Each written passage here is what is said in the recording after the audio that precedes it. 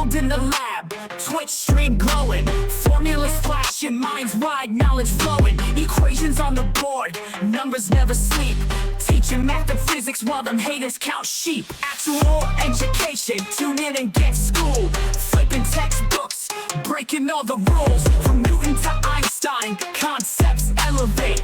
Keep the stream, it's the key to our fate. Dr. Gold dropping gems, knowledge raining down, actual education making scholars all around. Perpendicular minds, angles sharp as ice, maths and physics, yeah, the future's real nice.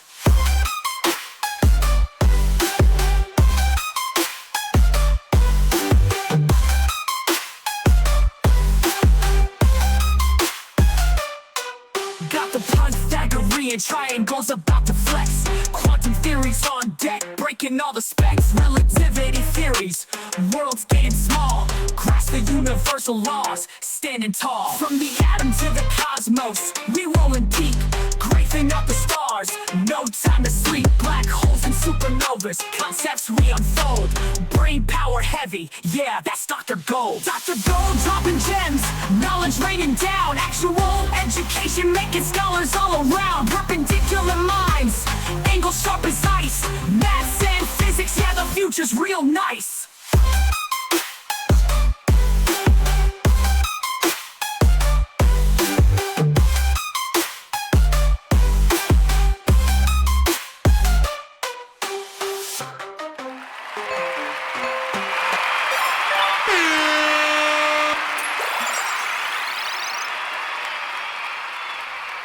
What is up, everybody? All right, let's get Discord running.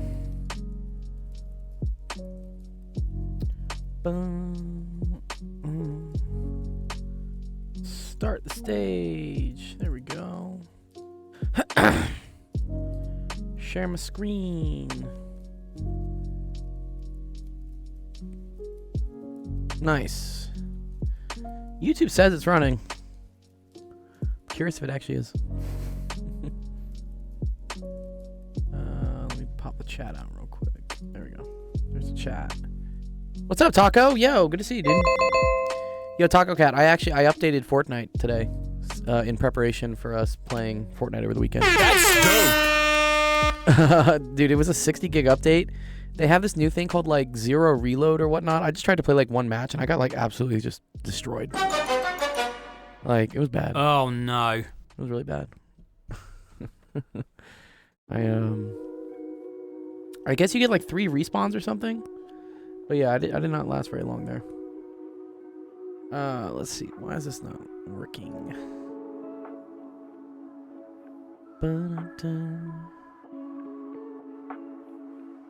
Nice, okay. A little bit of encoding lag, but we're doing okay with hide my preview maybe. Let me just... Yeah, let's do that. Let's hide that. Okay, let's see if I can get YouTube to work. I switched my internet over today. Because Spectrum was charging me like $85 fucking a month. Like, very expensive. And I also wasn't getting the best upload speeds. I was getting 400 MIPS down, but I was only getting 10 up, which is very hard to do multiple streams if you're only getting 10 up. So T-Mobile has like their like mobile internet thing or something, and it was quite a deal. $30 cheaper, $50 a month. And they offer 50 MIPS up. I think the only thing that's like kind of hesitant is we'll see how reliable it is. I guess it's working right now. I'm happy about that. And also the other issue might be the latency. Like, apparently the lag on these cell phone router internet things is worse than cable. But I checked it, and so on my cable I was getting 20 ping on Fortnite. On the cell phone thing I got 40. So technically it's double. But do I notice a difference between 20 ping and 40 ping? You done messed up, AA Ron! Not really. I don't really notice it. I'm not one of you kids that are just cranking 90s constantly or something, right? Is that what they call it? Cranking 90s? I want YouTube to run so that I can test if it'll output to both of these. It'll work eventually. I guarantee it will. What's up, Sensation? I see Sensations in the chat. Ooh, there we go. Nice. Okay, YouTube's up. Bingo bango. Love that. Dude, I can feel it's getting warm in here already. What are we at? 78 degrees. Ooh, yeah. We're starting to hit the summer. That's when it's going to start getting hot. What's up, Ace? You're going to start hitting the summer in winter. What? Well, it's we're going to start hitting the summer soon, is what I would say. It's because it's, what is it? It's, let me see, is my stream health okay? Stream looks good. Yeah. Oh, it's all happy. Nice. Okay, cool. Yeah, because it's almost March? Almost made it to March? That's cool. Springtime. Springtime. What's the weather like over there? Sensation on your end of the pond. Tennessee. I don't speak centigrade, dude. What is that in Fahrenheit? Celsius. Celsius. Oh, no, I want it in Fahrenheit. Here. Temperature in... Yeah, I'm just gonna say Cambridge. Let's see what it is in Cambridge. A said he's going to New York for the first time in March. Nice. March break. And then you're going to the Bahamas. That's cool, man. Bahamas is dope.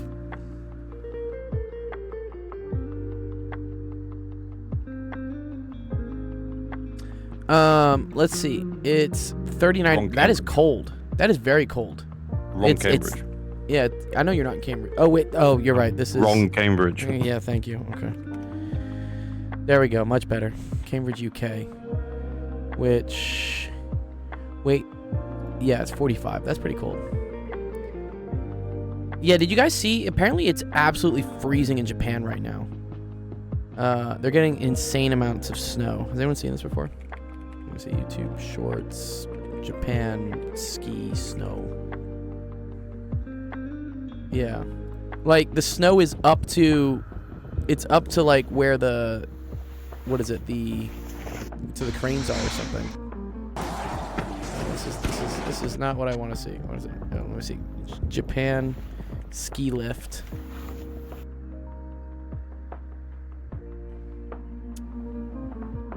But it's, like, full. Here we go. This is it. There's too much snow. This is up to the ski lift. Right? It's like completely, yeah. There's enough snow to cover an entire car. I believe that. Yeah, that's nuts. It's too cold. Too cold. Weather's beautiful here in Los Angeles, though. Big fan of that. Wait, where is the Bahamas? I don't know. I don't think I've ever been to the Bahamas. Is it off the coast of New York? No, Bahamas is way down in like Miami. What? Maybe I'm thinking Bermuda. Okay, there is this island called Bermuda, which is, I guess that one's like kind of close to New York-ish. Bahamas are down here. Yeah, Turks and Caicos is the other big one. Isn't St. Bart's over here somewhere? Nassau, Georgetown.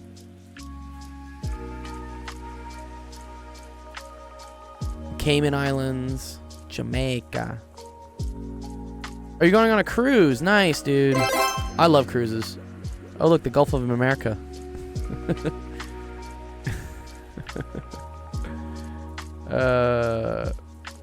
Yeah, okay, it's Bermuda. That's the one. I remember there was some island that's like kind of close to New York. I guess it's Bermuda.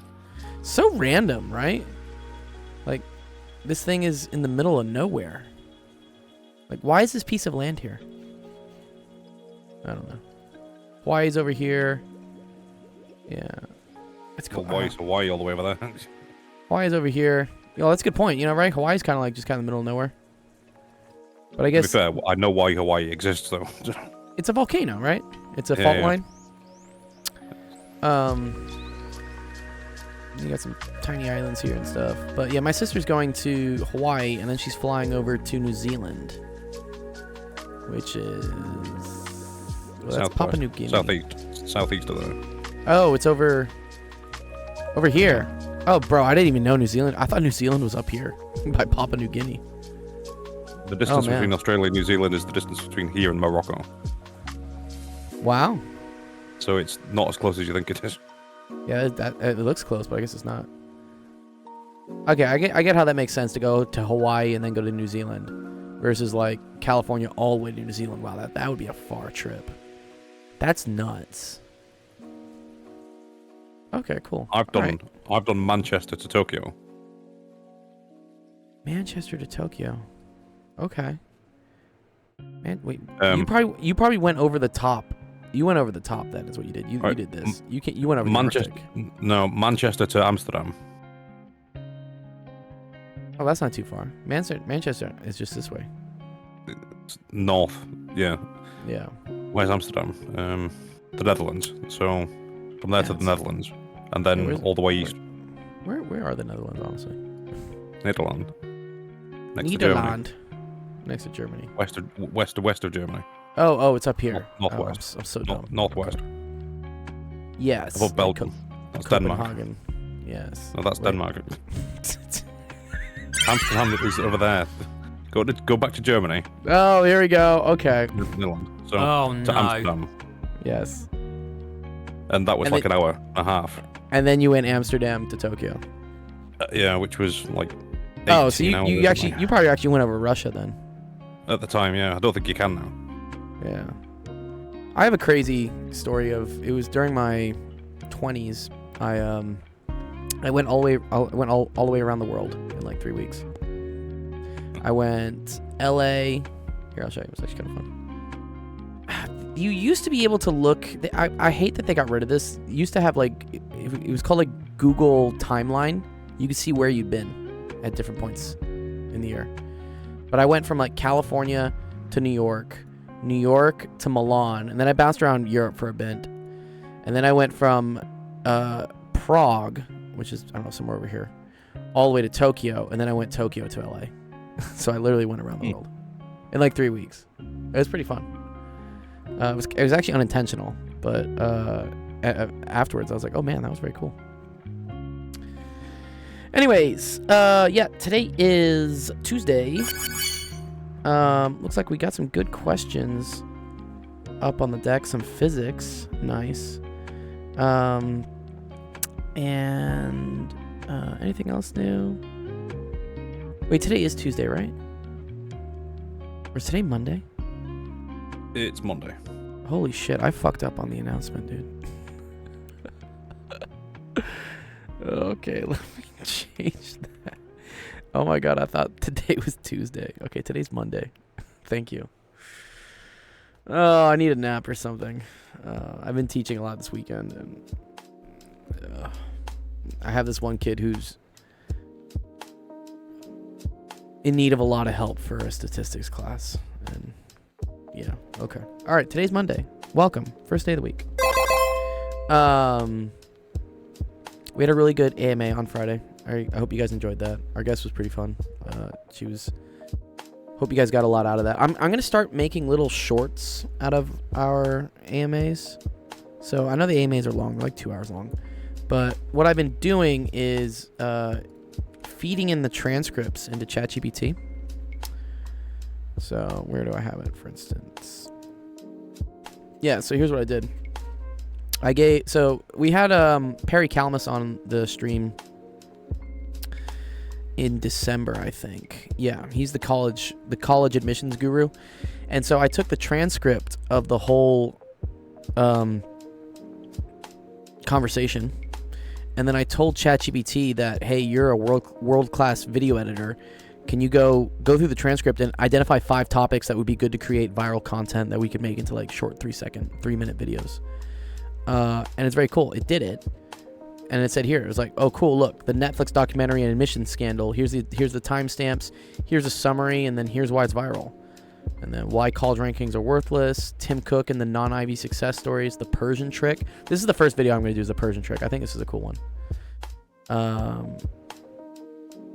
So yeah, again, it's just ways about using ChatGPT as a tool to like leverage cool stuff. Because I could go through the whole video, right? I could go through the whole video and try to like figure out what's the interesting stuff, or I could just have ChatGPT find it for me. Let me change that. That's a little bit out of the way. Okay, there we go. That's better. Okay. That being said, let's start off the stream, do some homework questions, and help you guys out. Cool. All right, let's do it. It's the Sensation Cam. Welcome to Open Office Hours. My name is Dr. Gold, Sex Education, streamer helps you with math, homework, science, homework. Why? That's a good question, Sensation. I don't know why it does. It has to do with, like, see, now it should get it correctly. See, yeah, now it gets it correctly. And now I can, like, pop you out. Well, 1 second, let me pop you out. Yeah, there you go. Now it's correct. It messes up sometimes. I don't know why it does that. Yes. Okay, there we go. Good. We got a physics question from Rainy today at 4:30 in the morning. Who's asking me this? Okay. Interesting. Okay, cool. I think this is question 17 he wants.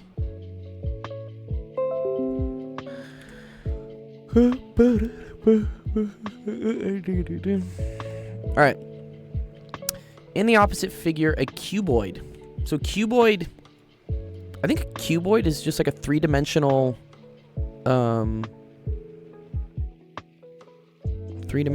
shape that's, I mean, it's like is a rectangular prism the same thing as a cuboid?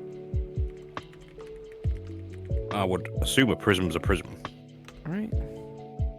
Because it's, triangular rather than square. Okay, a rectangular prism has 6 faces. Oh, due to its shape, a rectangular prism is also called a cuboid. Okay. So they are the same thing, apparently. But then it just made a distinction. I don't think so. Well, because it said a rectangular prism is also called a cuboid. So it's not a prism.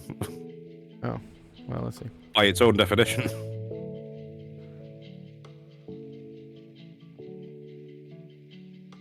Oh, I don't know.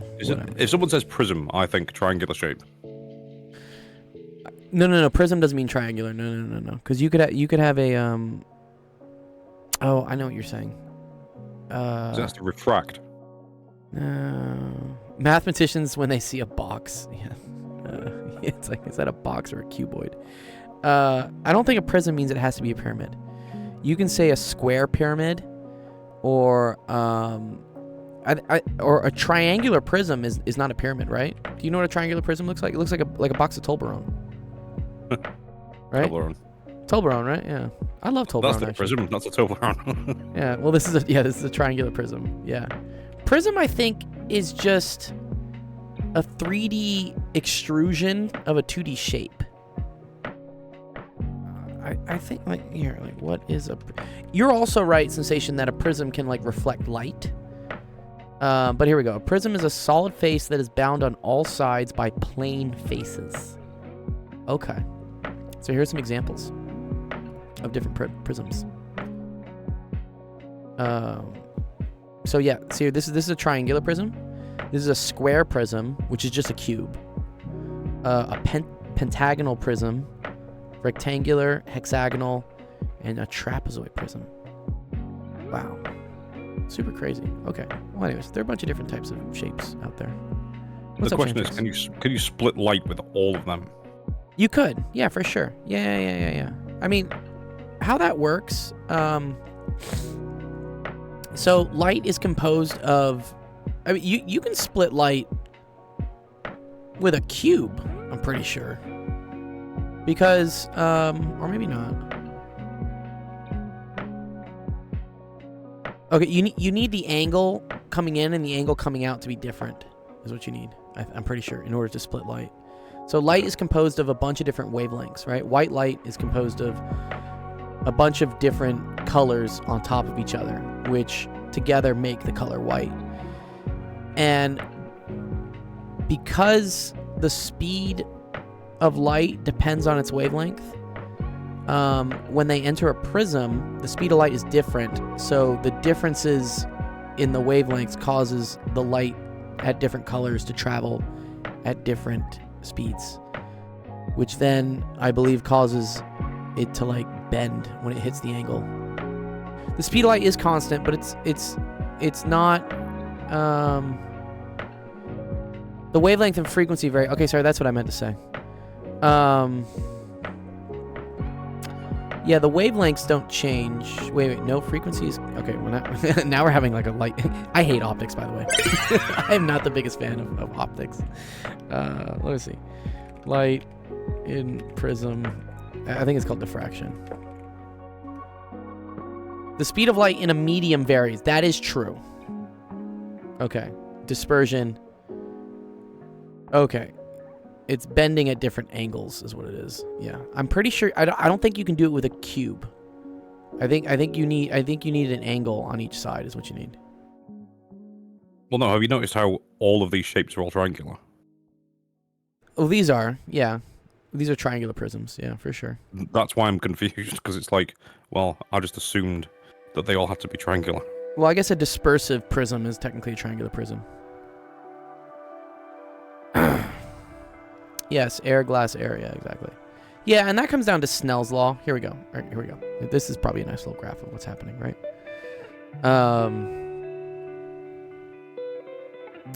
Yes, the light has different wavelengths, and so that breaks up, I guess, once it's in the prism due to the angle that it's hitting at. Yes, and this is Snell's law. This is where it comes from. If you want to do the math. Okay, but I don't think you can diffract through a 90-degree angle. Let me see this. Dispersion. Can you have light dispersion through a cube or a rectangular prism? Because I think there has to be an angle. Wasn't Snell's law stolen from some Arabic guy? Yeah. Okay, here we go. While a rectangular prism refracts light, it does not cause dispersion because the second surface is parallel to the first, causing them to reconnect. Exactly. Yeah, okay. So this is kind of the cool thing. So if you put two triangular prisms next to each other, light through the white light, when it goes through the first prism, will separate into the colors of the rainbow. But then when it goes through the second prism, it'll combine them back such that it's white light again. Yeah. It's whoever popularized get the credit. Yeah. Yeah. Whoever says it louder. I had a story of that in when I was in elementary school, or maybe it was middle school. Someone said a joke and no one really heard it, so I said the joke louder, and then the whole class laughed. And the kid looked at me, he's like, "Hey man, like you stole my joke. Like you said my joke." And I said, well no one heard it. So I did you a favor. Like you need to say it louder. If it's a good joke, I'm gonna take it. That's called I've got a joke. I've got a joke. What's a joke? All right, what's a joke? My face. I thought you were gonna say like, I don't know, minority rights or something. But... Minority. Anyways, okay, let's actually do this question though. Did Sensation shave? Did you shave, Sensation? They're asking you if you shaved. I shaved you. I shaved with your mom's razor blades. Oh my god, that would be. I don't know about that. Here we go. And today the kid is Adam Sandler. Who's the kid? And today the kid is Adam. Yeah. Oh yeah. Okay, let's do this one. Okay, a cuboid is placed on a horizontal surface such that the dimensions of the base are this, so it exerts a pressure P on the surface here. Cool, awesome. All right. How will the pressure on the surface change when the cuboid is repositioned to be on the base of the dimensions, which are 20 by 10? Okay. So that has to do with pressure and force and area. Okay. So pressure is equal to force divided by area is what it is. Okay. This is pressure. This is force. And this is area. Okay. So, yeah, the interesting thing here, and this is a cool concept. This is why, for instance, I'm going to go on a couple side tangents to like explain the cool things around this. This is why needles work. Needles, have you ever noticed, like, you don't have to, like, press very much in order to, like, pierce something, or maybe not needles, but I don't know, something sharp, right? The reason for that is that the area at which something is like hitting a surface is so small. This is such a small area that when you divide by a small number, the pressure becomes a really big number. Yeah. Okay, cool. Push pins on a cork board. Which depends on a cork. What do you mean a cork board? Push pins on a cork board. Yeah, push pins on a cork board is a great example. Yeah, exactly. Right. Yeah, you don't have to push very much, right? It's because the area of that pin is so small, so tiny, that any amount of force creates a huge amount of pressure. That's why puncture wounds are so dangerous. Yeah, so that's why you need to use force when stabbing someone. Yeah. Depends how big the puncture is. Yeah, it depends how big the puncture is. Yeah. But yeah, if you puncture yourself with a needle, you're probably going to sit there and go, "That's annoying." But if you puncture somebody with something that's like 3 millimeters in diameter, you're going to be like, "I'm bleeding out." Yeah, it causes a bigger hole. The classic one is like the bed of nails. You haven't seen this before, right? Yeah. Good old fakirs. Yeah, this is always a. So, for instance, yeah, if this stuff, right? This stuff like bugs me out, dude. Like, what? Wait, what is this? Just like royalty-free stuff? Like, come on. But yeah, so I don't know if you've ever been outside and accidentally stepped on a nail. It sucks. Have you done that before, Sensation? Have you like stepped on a nail with your boot?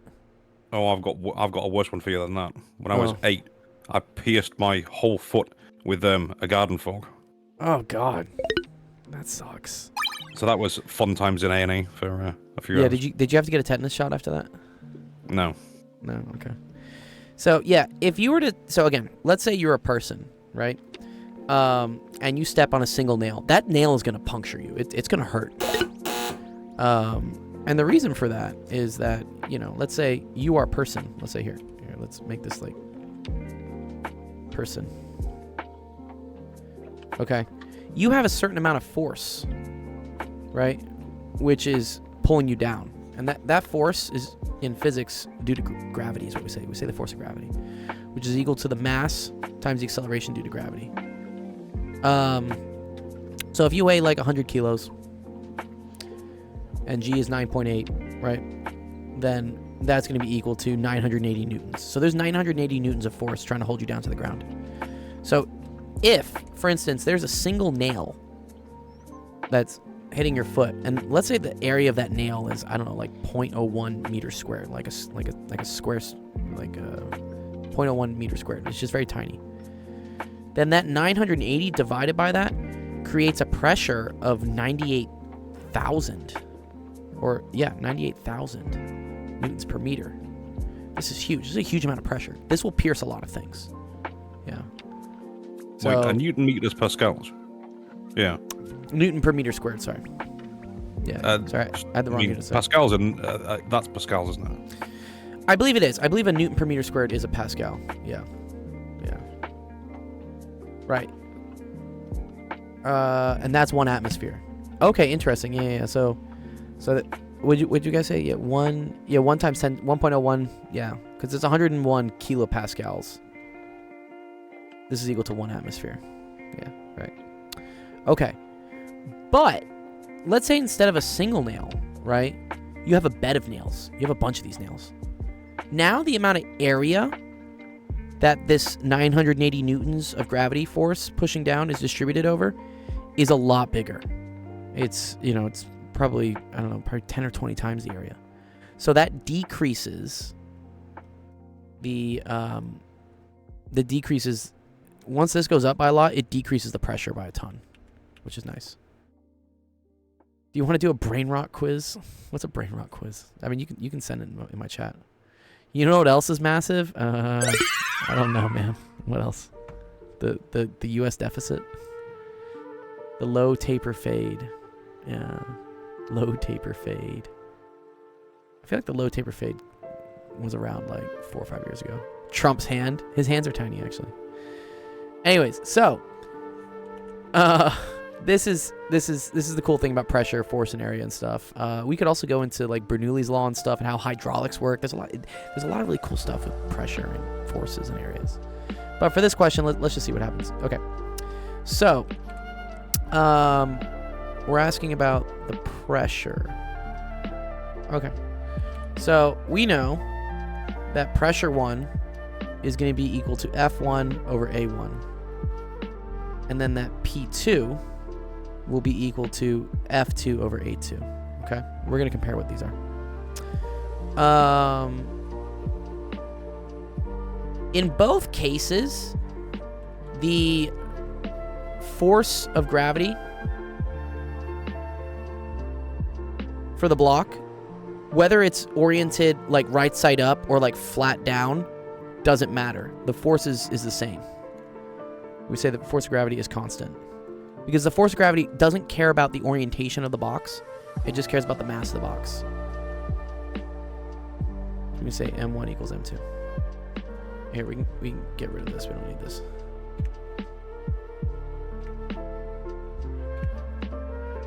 Mr. Happy Man. Okay. So we can say F1 equals F2. Okay.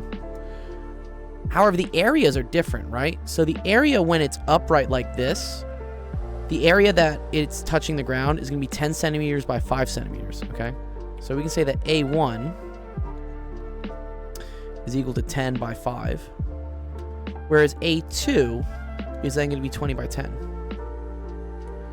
Does that mean some things can only float in certain positions? Ooh, that's a good question, actually.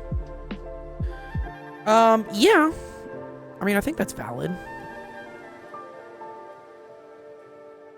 I mean, have you ever noticed in your pool, you can't really float if you're just like putting your feet down. You kind of have to like distribute yourself across the top of it, right? The force is, yeah, the pressure. That also has to do with surface tension. I think surface tension plays a big role there as well. Which is kind of more of a chemistry concept, I think, maybe.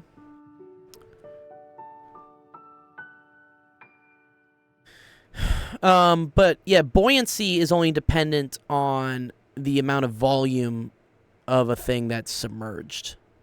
So, yeah, this starts to go into like a bunch of different places. No, buoyant force is proportional to volume. It's not proportional to surface area.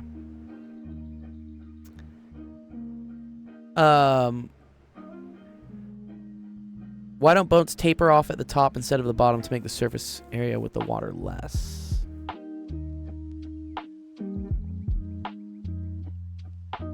I think it has to do with stability. Are you saying that like why does a boat look like this versus why does a boat not look like this?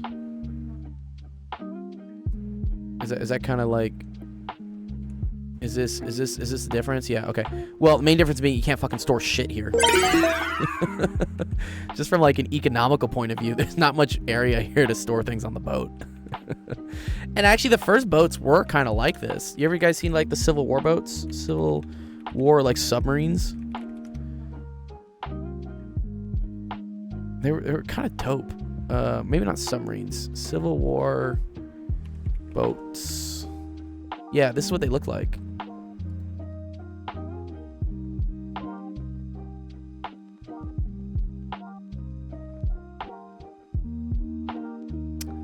So, I mean, they kind of did look like this. Very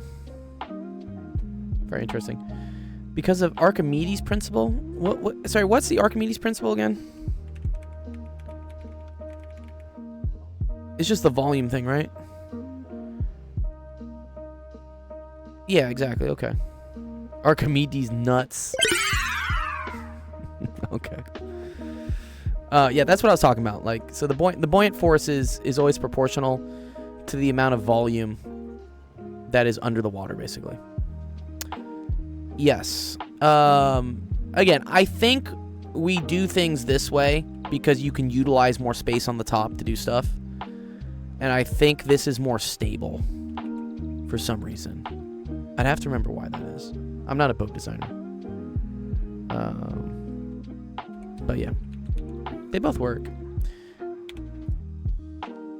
Okay. So A1 is equal to 50. A2 is equal to 200. So that's going to be a factor of 4.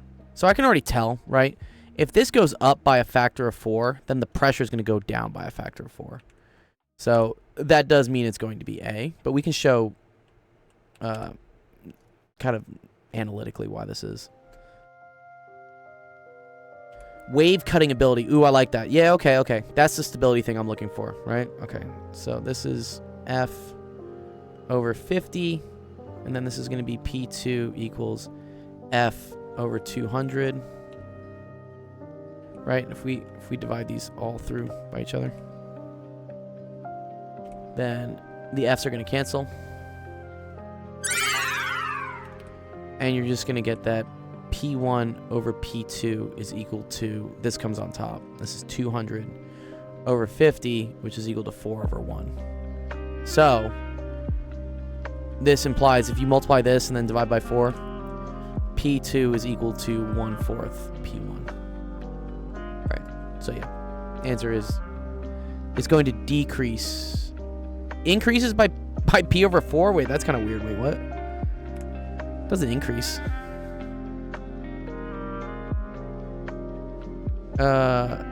That is so weird. Decreases by 3/4 of P? Yeah. I don't know. I would want to say like by a factor. I would want to say like a factor of 4. It's not increasing. It's decreasing. Yeah, the increase. Yeah, again, I didn't either. And to be honest, this is some fuckery here for them to do that on a question. You never see this. That's like, you gotta get in the hospital now. Yeah, that doesn't really happen. It's usually they'll say like by what factor, and you would say by a factor of a 4th. I would say it changes by P over 4. But okay, cool. It decreases. Okay, so so this is so dumb. So P2 is equal to P1 minus 3/4 of P1, which equals 1/4 of P1. So this is decreasing by 3/4 P1. Yeah, weird. That's a weird question, honestly. Oh, we're not in golden hour anymore. Let me switch this. Yeah. Yeah, the decreasing, that's kind of whack. That sucks. I wouldn't do that, you know, to people. It's just mean. But yes, good question there, Rainy. Fun.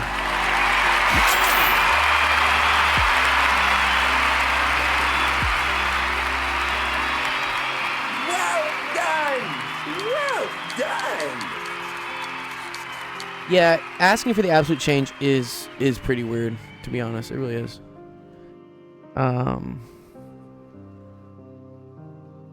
Let's see. We got another physics question coming up. And then Shantrick says, we have something that's a headache to solve. Oh, man. I don't like headaches. Let me do this real quick, just because it's easy. It'll probably be easy. Which of the following graph represents the total pressure acting on a submerged object below seawater and the object depth from the sea level during the gradual rise of an object until reaching the sea surface? Rho equals rho 0 plus rho GH.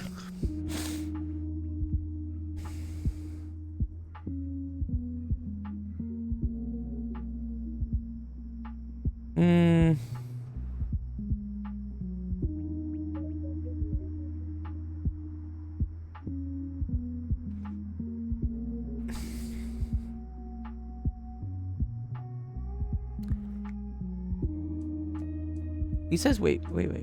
Why is it not A instead? Well, why is the answer B? Okay.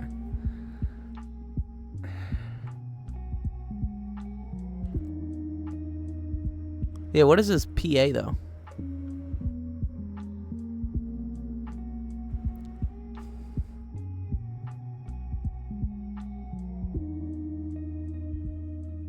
Remember, rho is not P.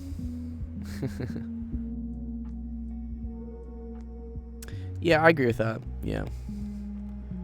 Let me see if I can find it. What's it? Pressure. And 2 V's do not make a W. It's interesting. So the buoyant force actually does not change based on the depth. That's the cool thing. That's what I was trying. I remember something doesn't change based on the depth, and it's like once the object is completely submerged, the buoyant force is constant, no matter like where it is. Yeah, that's what I was thinking about. Okay, yeah. So this is what happens. So when you have like some water here, right?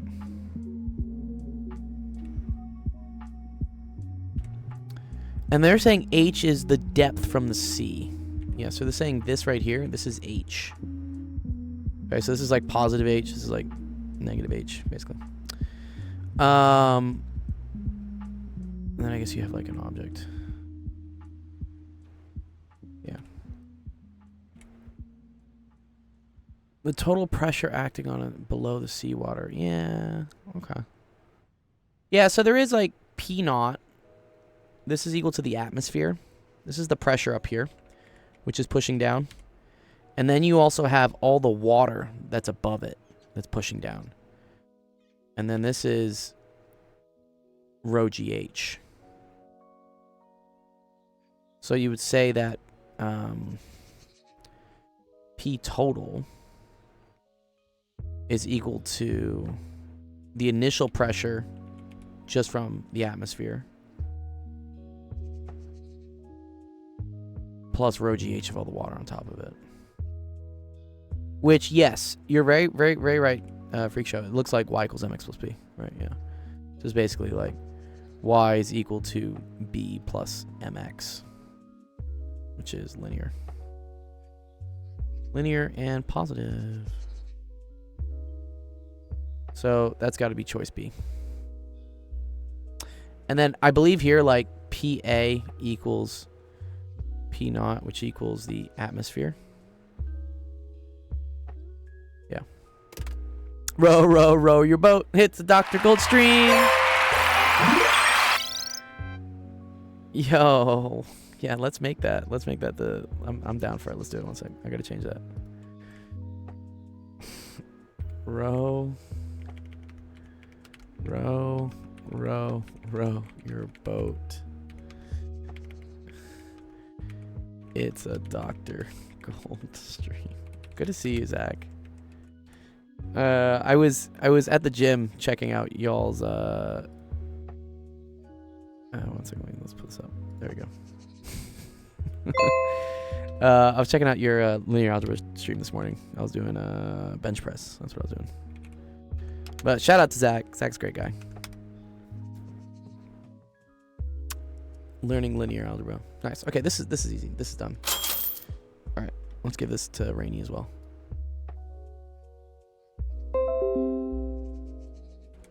Okay. Row, row, row your BT. Your BT. All right, let's see. Were you doing the I can stretches? What's the I can stretches? I never stretch, actually, at the gym. I'm the worst with that. I really should. I really don't. I'm absolutely terrible.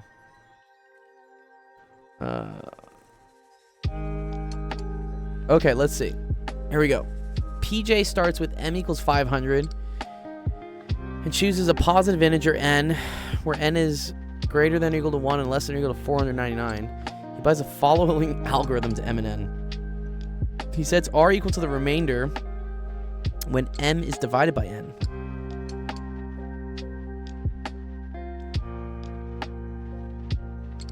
Okay, you'll be right back. Okay. Yes, we can do your question next, because this looks like this is gonna be a pain in the ass. Ace is at dinner. Is your brother around? Is your brother around? Is Recky Rec around? Freak Bob says piece of cake. What type of cake? This is a question of Beggar's Method. Have you ever heard of it? I haven't. What's the Beggar's Method?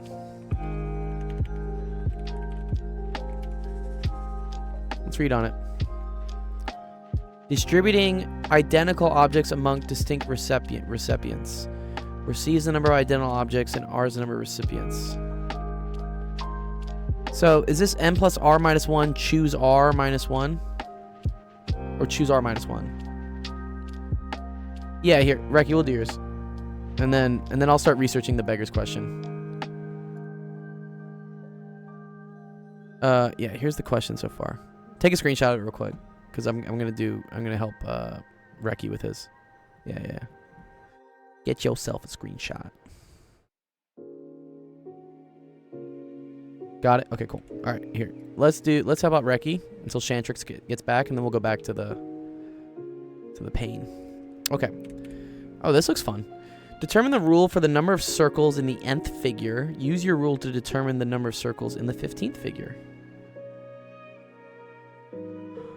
Well, they kind of like helped us out here, didn't they? Yeah, these are fun, Zach. I like these. They kind of already did the data for us, which is nice, right? All right, so 1, there's 1. 2, there are 6. 3, there are 11. Let's see, 2, 4, 6, 8, 10, 11. Okay, that makes sense. And then 4, there's 16. It's an AP question. AP pre-calc. I heard AP. So I'm actually very curious what college credit AP pre-calc actually gets you. Because most of the time you go to college, like, you're not taking pre-calc. You're taking calculus. Okay. The first thing I would do is try to see if there's like some pattern between the things, which I think there kind of is, right? We see how this is like, I always like to look at the differences between things. So the difference between this is 5, difference between this is 5, difference between this is 5. And that makes sense because every time you're adding 5 circles because you're adding another circle to each one of the starfish legs. I think it is an arithmetic sequence. Am I wrong? I think it's just 1 plus 5n. Or at 5n minus 1. I think that's literally all it is. Good, Saint. Yeah, 5n minus 4 is what it technically is. Yeah, this is an arithmetic sequence. Because you're just adding numbers. Yeah. This would be cool if it was doing like some weird stuff. But yeah, you can basically... oh no, Darsh. Yeah, so this is just 1 plus 5 n minus 1.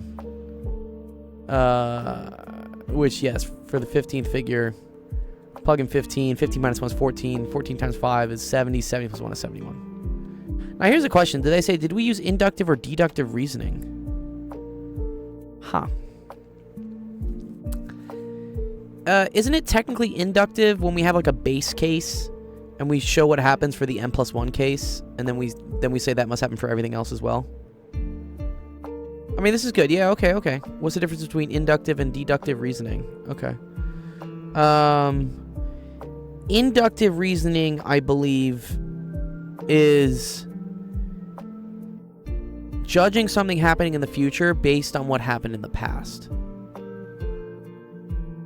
Inductive, yes, good. It means that you found a pattern. Yeah, exactly. Yeah. What would deductive reasoning be, Zach? What would you call deductive reasoning? Deductive means a proof. Oh. Yeah, like, I really like, I used to have such a, I don't know, a dislike for inductive proofs. But they're actually quite fun. Typically based off of axioms. All men are mortal. Socrates is a man, therefore Socrates is mortal. Yeah. Yeah, basically what you show is you have what's called, like, I think the base case, right? You say, like, for instance, like, a sub n is equal to 1. And then you show that a sub n plus 1 is equal to a sub n plus 5. And if this is true, that means you can now rewrite, for instance, that a n plus 2 is equal to a n plus 1 plus 5, and so forth and so forth. Like, if you can show that going from one term to the n plus 1 term is a well-established equation, then you can keep repeating that all the way out to, like, the 15th term. Oh, sorry. Oh, it's a of 1 is equal to 1? Is that how it works? Let me see, like, let's pull up, like, a fun, like, proof. Rocks can't fly, I can't fly, ergo I'm a rock. Oh, Endar says, show a sub 1, assume a sub k, Prove a k plus 1. Okay. Yeah, okay. All right. I want to see like a math induction proof. Let's do one. Let's see one. By demonstrating it holds for the smallest number, so you have to define a base case, showing that it is true for any number k, and it's also true for the next number. This is the k plus 1 is called the inductive step. Oh, it's different than inductive reasoning. Oh, I didn't know that. I kind of lumped them all in together.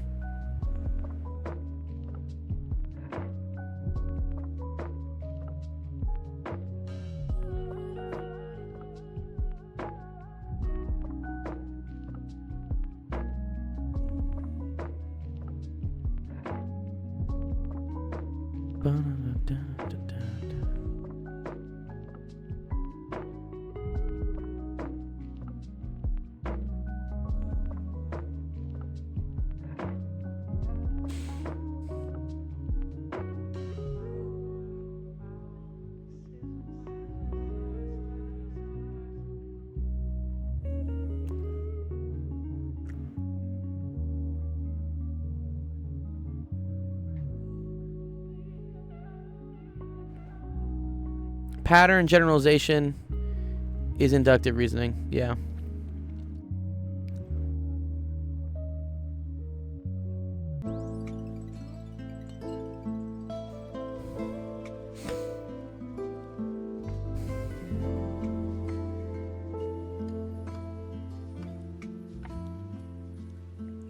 This is kind of fun.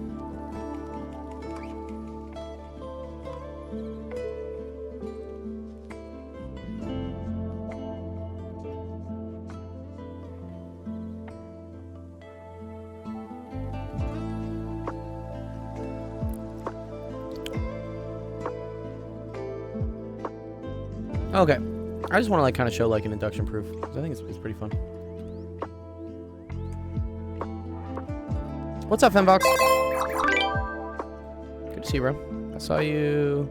You were being talked about in the Matrix linear algebra thing this morning. I saw it was something about Fembox and Laz. Laz, you were both in on the text somewhere.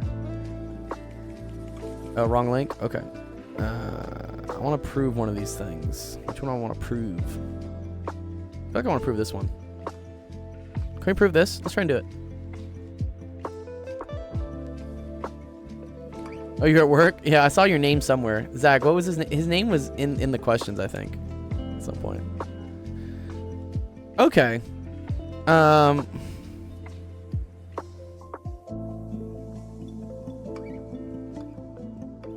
So this is saying that 1 plus 3 plus 6 plus n times m plus 1 over 2 is equal to n times m plus 1 times m plus 2 all over 6. Kind of horning in on Zach's territory.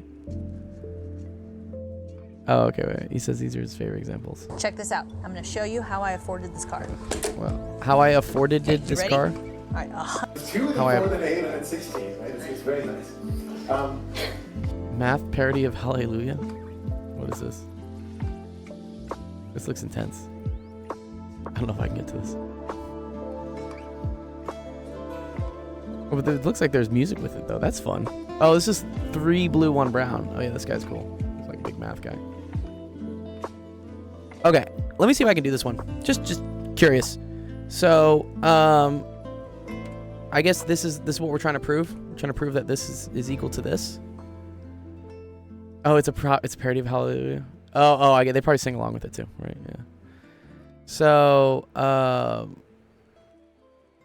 I guess what we're saying is that the sum from n equals 0, or we would say from a equals 0 to n of.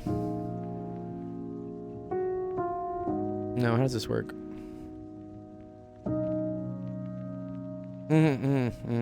Sorry. A equals 1 to n of n times m plus 1 all over 2 is equal to n times m plus 1 n plus 2 over 6. This is like what they're asking you to prove. That like some series summation is equal to this. So I guess the first oh, sorry, yeah, sorry. Yeah, this is A. Yeah, sorry. This is A, and then this is N. Yeah. Yeah, exactly. My bad. Okay. So we gotta prove P1 is true. We gotta prove like a base case, right?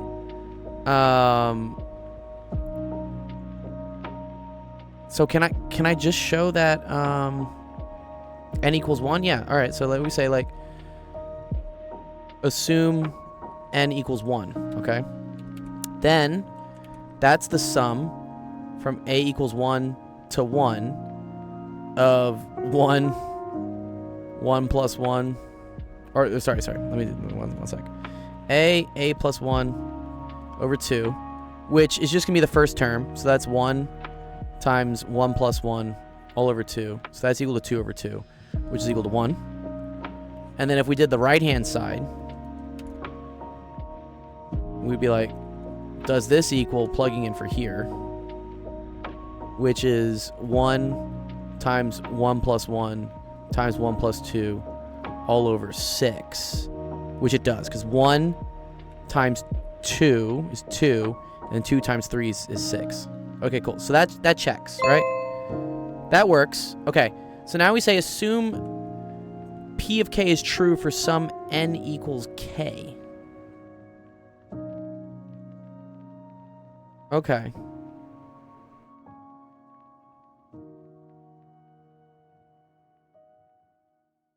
Uh-huh.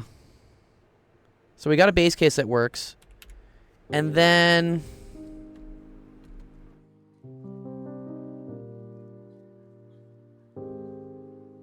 do I just plug in n plus 1? Is that all I do?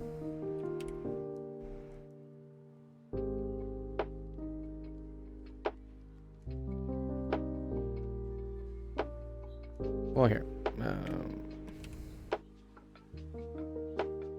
So we prove n equals 1 is true. And then we assume. Okay, I think I'm starting to get it.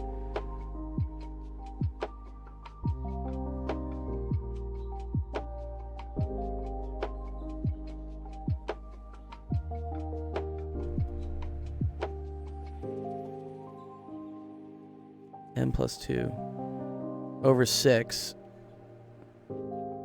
And then we prove. Right. Yeah, I do. They assume it for some K. Here, let's just do it this way. Sorry, that's what I want to do. Oh, I think it's starting to make sense to me. Okay. So now what we do is we replace this 1 with a variable K. And we say, okay, we assume this works, right? When K was equal to 1. So can I show that this is also true for K plus 1? So now we got to prove K plus 1 also works. Okay. So this would be from A equals 1 to K plus 1.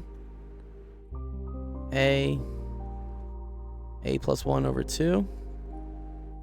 And then here we replace this, right, with K plus 1. K plus 1 plus 1. K plus 1 plus 2 all over 6. Okay.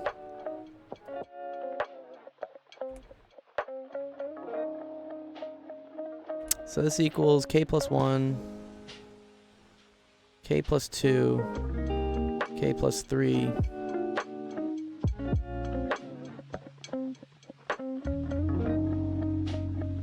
Sorry, not equals sign? That's equals question mark?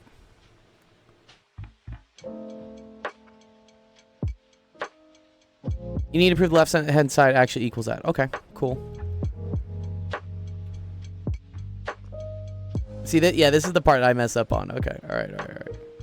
Okay. Oh, I think I see what we're doing. One sec. I'm gonna move this down.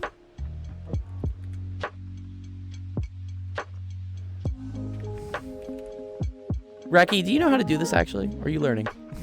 One sec.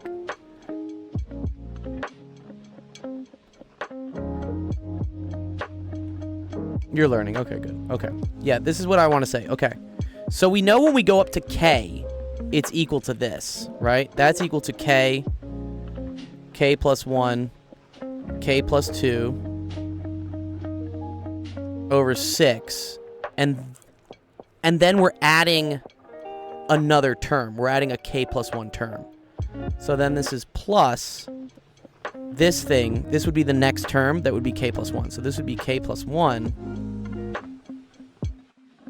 K plus 1 plus 1. I think that's the right way I'm doing it, guys.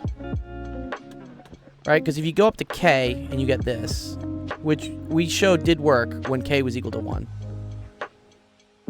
So now I'm saying, okay, yeah, here, let me explain this a little bit more, just to kind of show what's going on. So this we know is equal to the sum from a equals 1 to k of a plus 1 over 2 plus the k plus 1 term. So this is equal to this to k plus also this term for k plus 1. That's actually really cool. I forgot that's how that works.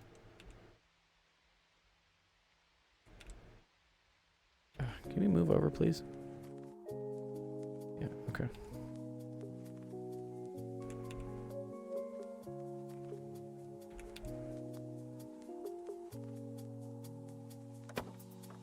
Oh, what's the E? E means sigma. This means summation. Yeah, maybe you haven't done this before. This means just adding up these terms, plugging this in, plugging this in, and then increasing it up until you get to K. Yeah, E equals sigma. Yeah, okay. If you want a quick explanation about what sigma is, let's say you have sigma and it's A equals 1 to 5 of A squared. Right? This would be equal to 1 squared plus 2 squared plus 3 squared plus 4 squared plus 5 squared. So this says do this thing, plugging in 1 for A, and then add it to bumping this number up by 1. So this is, for instance, A equals 1, this is A equals 2, and yada yada yada, and then this is A equals 5. Yeah, this is called a series. They're very important. They're one of Zach's specialties. Because then they can become infinite series if, for instance, the 5 tells us we stop. This is where like you stop. So we stop at 5. In Zach's case, he likes to do things where this goes to infinity. So really this just like keeps fucking going. Yeah. Okay. Oh, Ace, you're back from dinner already. Wow, nice.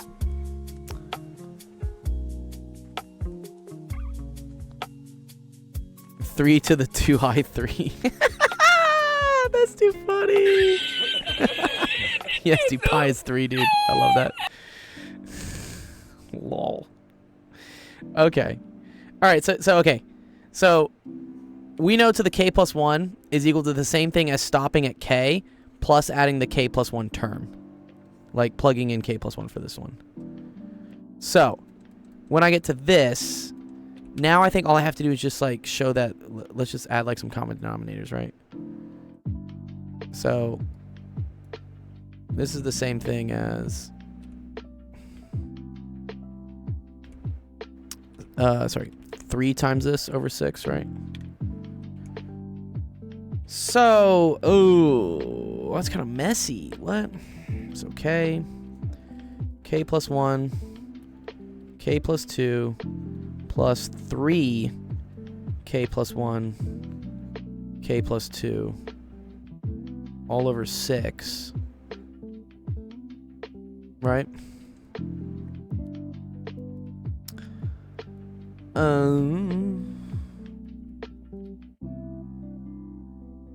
Oh, very cool.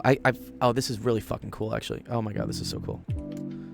So look at this. Do you see how these things are in common? which means we can then combine these two things. Like, I can factor this red thing out, basically. So now that becomes k plus 3 times k plus 1, k plus 2, all over 6, which is the same thing as this. So it's the same thing as if I were to just plug k plus 1 into here. Wow, magic. That's super cool. Yeah, and then we prove it. Yay. Wow. Well done! Well done! Yeah, see, even that is something that constantly fucked with me in, like, high school. And even in college, honestly. Like, induction proofs. And that's why I enjoy doing them now. Because it kind of, I don't know, it's like the boss battle that you kept losing to as a kid. And you're like, oh, I can do it now. Yeah. Why are Germans so good at engineering, Shantrix?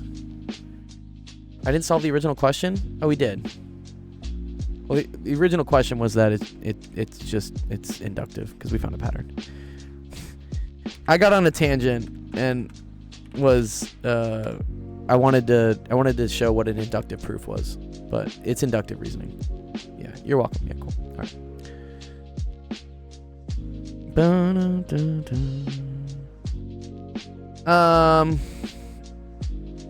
Okay, here. Let me do ace, because Shantrix, I know you're gonna hurt me with your question, and I don't want to get hurt right now. You said it was a pain in the ass, and I don't want to do that right now. Sensation shaved, yeah, dude. They keep asking if you shave Sensation. Thanks, Femvox, appreciate it. I felt good. All right, let's see. Ace, if you're around, otherwise I'm going to Shantrix.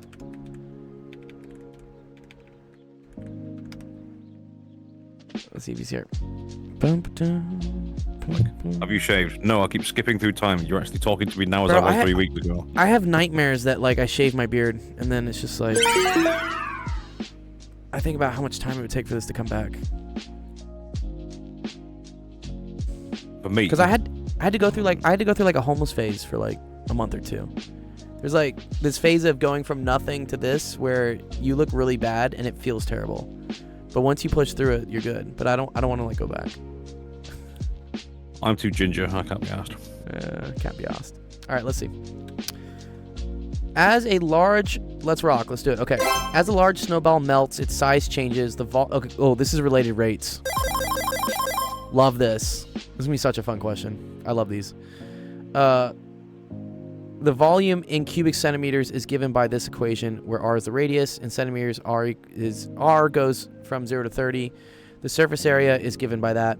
What type of polynomial function does each formula represent? Sketch a graph of each function. State the domain and range. Yeah. It could be a related rates question.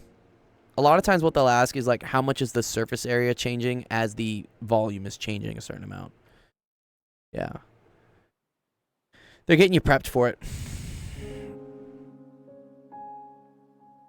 Why don't these people use English instead of weird Greek letters? I don't know. Because that's how math works. I don't know. Just...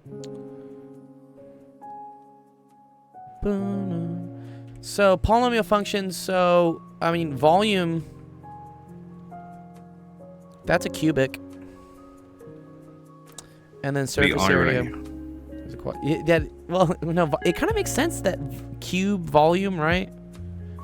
Even though this is a sphere. Quadratic. It's kind of weird that it's called quad. Why is it called quad? Because it only goes up to power 2. Why do we say quadratic? 4 sides. Because like, because like quartic, right? That's when something is like x to the 4th. 4 quadrants? I don't know about that. Okay. Determine the average rate of change of the surface area of the volume as the radius decreases from 30 to 25 and from 25 to 20. Yeah, okay, cool. Very cool. All right, so let's do it. So average rate of change, right? So average, or you can say this. You could say like delta SA, delta R. So this is saying the rate of change as the we have a change in radius.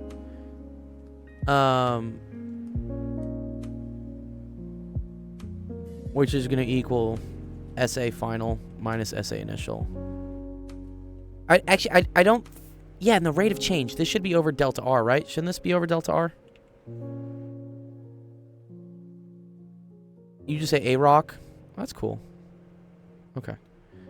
So surface area. So that's gonna be 4 pi. And then we're gonna say, I'm gonna do everything in centimeters. 30 squared minus 4 pi 25 squared over 30 minus 25. Which is just calculator intensive. And then I'm going to show you the calculus of why this is actually cool. It's actually a pretty cool thing, honestly. It isn't calculus. Yeah, no, it's pre-calc, but it feels like calculus because it's very close. Where are we getting these numbers from? Okay, that's fine. So surface area, right, is 4 pi r squared, okay? And they want us to know the rate of change as the radius goes from 30 to 25, okay? So this one is RF equals 30. Sorry, no. I fucked this up, sorry. RF equals 25. RI equals 30. These are backwards. My bad. Sorry, 25, 30. Okay. Does that make sense, Ace?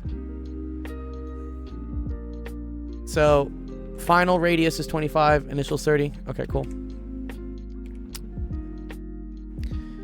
I wonder if I want to keep things in just in terms of pi. It'd be kind of, it's like, it's prettier. I think I want to do that. I'm going to do it. Okay.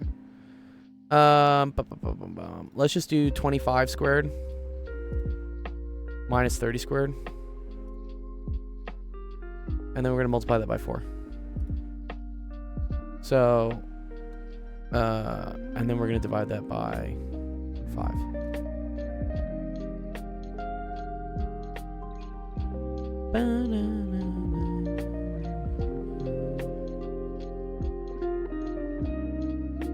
So this is going to be 220 pi.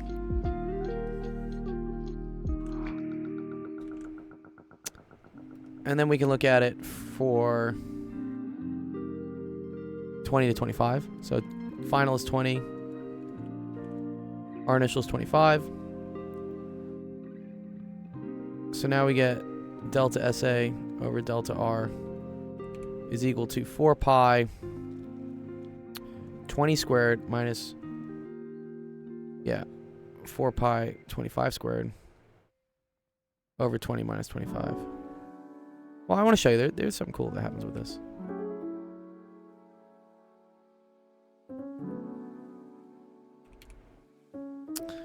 And so that is 20 squared, which is 400, minus 25 squared, 525, negative 225. We're going to multiply it by 4. We're going to divide it by 5. And we're going to get 180.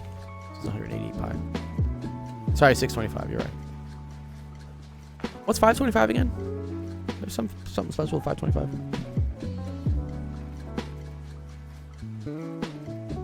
It's a number. Okay, cool.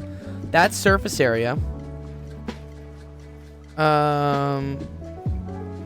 So then let's look at the rate of change for volume.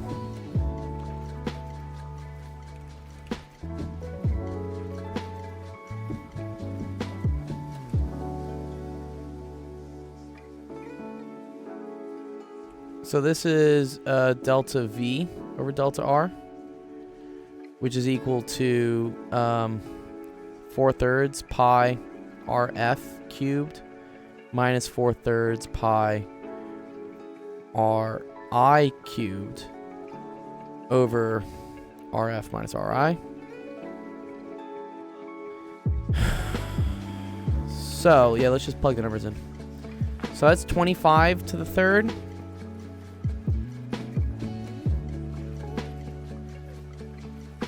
Yeah, we're going to show you. Minus 30 cubed. Okay. And then we're going to multiply that by 4/3. I hope this is a nice number. I don't think it is. Oh, it's not. Okay. And then we're going to divide that by -5.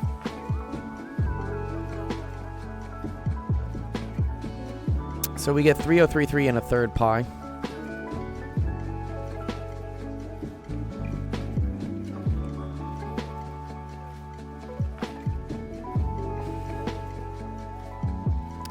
So then let's do it for 20 and 25.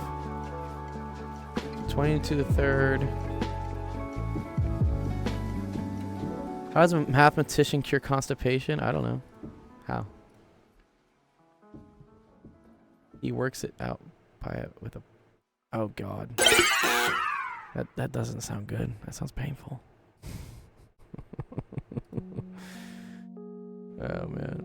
All right, times 4/3. Divided by 5.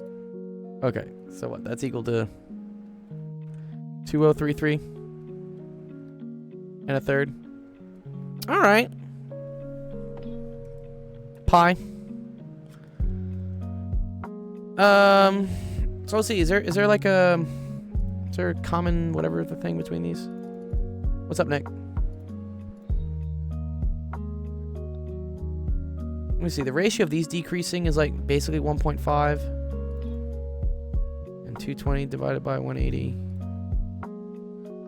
is like 1.2. Yeah, so not really. I guess you could say compare the change in the surface area to the change in volume.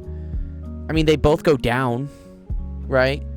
And you could say that the volume goes down by a lot more, right? This is dropping like 1,000, where this is only dropping like, 1,000 times pi. So it's really dropping like 3,000. And this is dropping 40 pi, which is dropping like 120. Yeah, so that's how I would compare them. Okay. Determine the average rate of change of the surface area when the surface area decreases from that to that. I mean...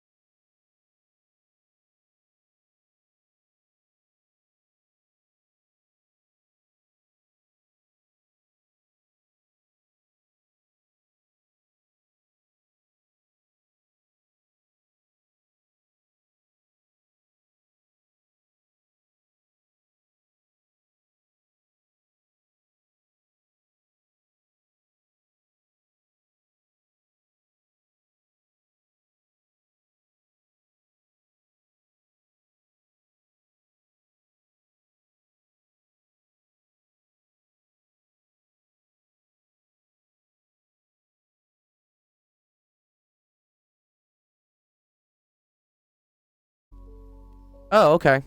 So this is just 100 pi. Cool.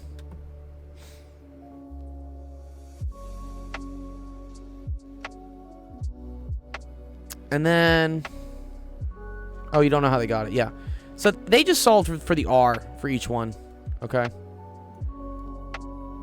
So here, yeah, 1256.64 was equal to 4 pi r squared. So we just got the R's for each one.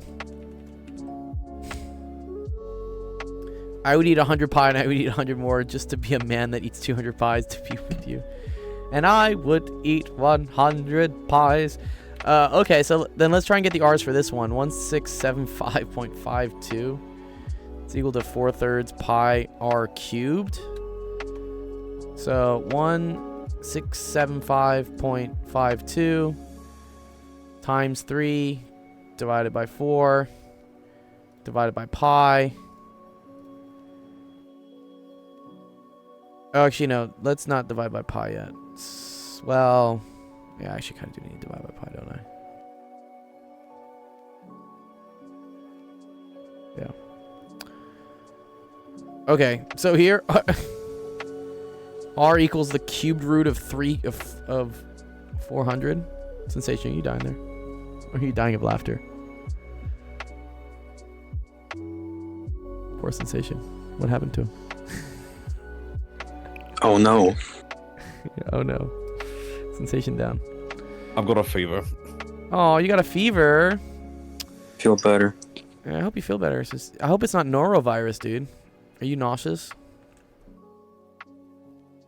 I got ill on Wednesday.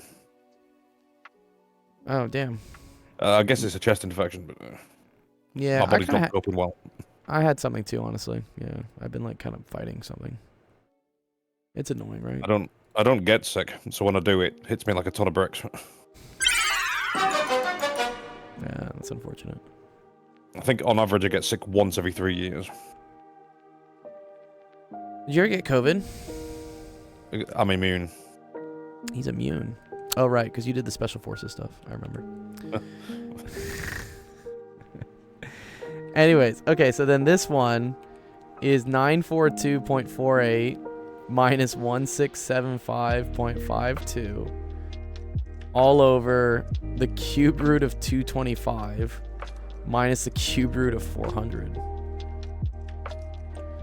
What an ugly, ugly number. I'm confused what your teacher's doing here to teach you, because I'm certainly not learning anything. I'm just learning, like, how much I despise this question. I feel like there's a cube root. Yeah, there it is.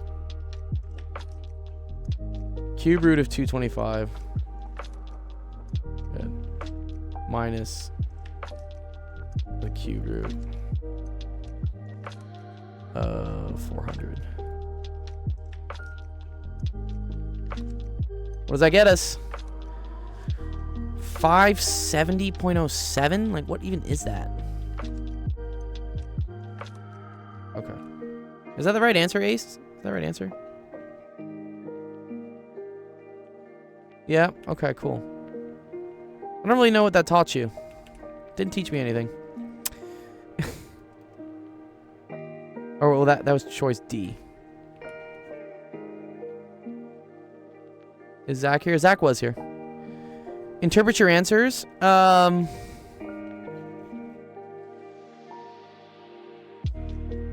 don't know. I don't know what to interpret your answers here. I don't know. Volume goes down. How do you solve for R?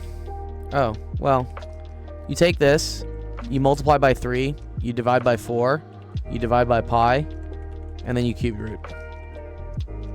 That's what I did.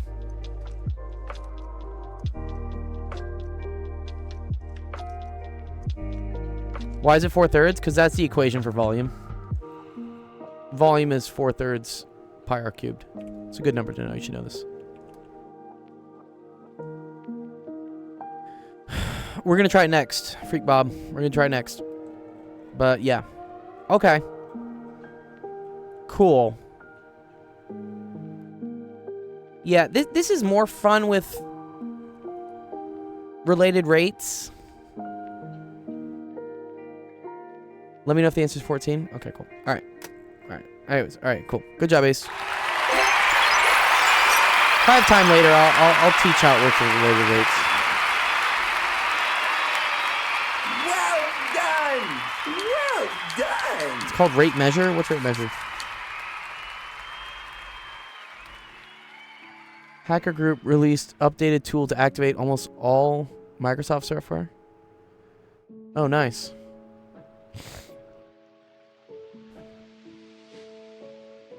People aren't adopting Windows 11. I mean, I didn't. Windows 10's coming to its end this year. Yeah, I still have it. Although I think I still need to activate my version of Windows 10 too. Pretty sure I do. What else? Yeah, more people are actually going back to Windows 10. So. Well, actually, mine no longer says activation needed. When did that change? I think they. I don't know. I think they just got rid of it. My Windows used to say requires activation. It doesn't say it anymore. I think it just became free, basically. I mean, it should be. It's just an operating system, wasn't it? Well, no, you always had to pay for Windows. I know you did. I used to always do the trick of like I'd call Microsoft support and tell them that I switched out the motherboard and like they were asking for a new code and then they would just give me a new code. Oh, I go back to where each disk had its own serial number. Oh, I know. Yeah. But you would just say that like you lost the disk or something. And they would be like, "Oh, okay, here's another code." You're right. I mean, computers used to have stickers, right? Remember they had stickers with the product key on them? Yeah, you probably got it somewhere, right? You know what I'm talking about? Yeah. Like here. Windows. Keygens. Keygens are a lost art. Oh, we love keygens. Keygen music was the best thing ever, dude. I know. What was that? It was before my time. It was so good. Keygen music? I think it was like supposed to be like Atari 2600 music. Yeah. But these used to have like these stickers that were on the computers. Where like this was your key or something. Keygen music is so good, yeah, dude. Yeah. See, fuck all this subscription service bullshit. We need to go back to you buy a piece of software, you own that software. So I disagree with that. For example, with Adobe. So yes, you used to be able to buy Photoshop outright, and it was expensive. It was a couple $100, maybe even $1,000, I think, to buy Photoshop. Right? We all just cracked it. But then Adobe got smart, and they said, okay, instead of making Photoshop ridiculously expensive, we know 90% of the people using it are just cracking it, and then the 10% of like businesses that can afford to pay for it are actually paying for it. We're just gonna make it subscription based, and we'll make it like $30 or $40 a month. So yes, on one end it kind of sucks where you're like, hey man, I keep paying for this thing, like I don't feel like I actually ever own it, but you're also continuously funding updates for it, and Adobe's doing a lot of dope stuff with their updates. Like I'm glad I pay for their updates and I'm not stuck to like the old version of Adobe, because it seems like every month they're pumping out some ridiculous AI thing that just makes my life so much easier. And I'm like, okay, cool, thank you. And I understand that requires money. So I'm cool having a subscription for Adobe because they're at least like improving the product a lot, and they need funding for it, which I'm happy to give them. But the problem is it's not a feeling that you don't own the product. You don't own the product. Correct. It's a service. Yeah. I'm using Photoshop as a service. Yeah. I mean, what else would you rent unnecessarily? My apartment. Unnecessarily a car. Oh, you do rent cars. That's a lease. You know, a lease is a rent, basically. It's a rental. It's a long-term rental. Yeah, but see, there's no equity in owning the software, right? If I own Photoshop, I can't go sell Photoshop to somebody else, right? I'm not so sure about that. Yeah, you can't really, right? I mean, so you used to be able to, and you still can, right? When you can go to GameStop and like trade in your games and stuff. You know, like back in the day of like when nothing was online, right? Everything was cartridges. You would like play through Zelda and be like, I'm done with this game. I'm going to go sell this game to someone else. Like I'll go sell the cartridge to them, right? And there was value in that. Nowadays, everything is a product key. Or in the case of these free-to-play games, like with Fortnite and stuff, you're just constantly buying like cosmetics and things. And people do sell accounts, I guess, but you don't really own anything. Yeah, at least Adobe can't take away Photoshop if you bought it. Yeah, but they wouldn't take away Photoshop because it's how they make all their money. I don't know.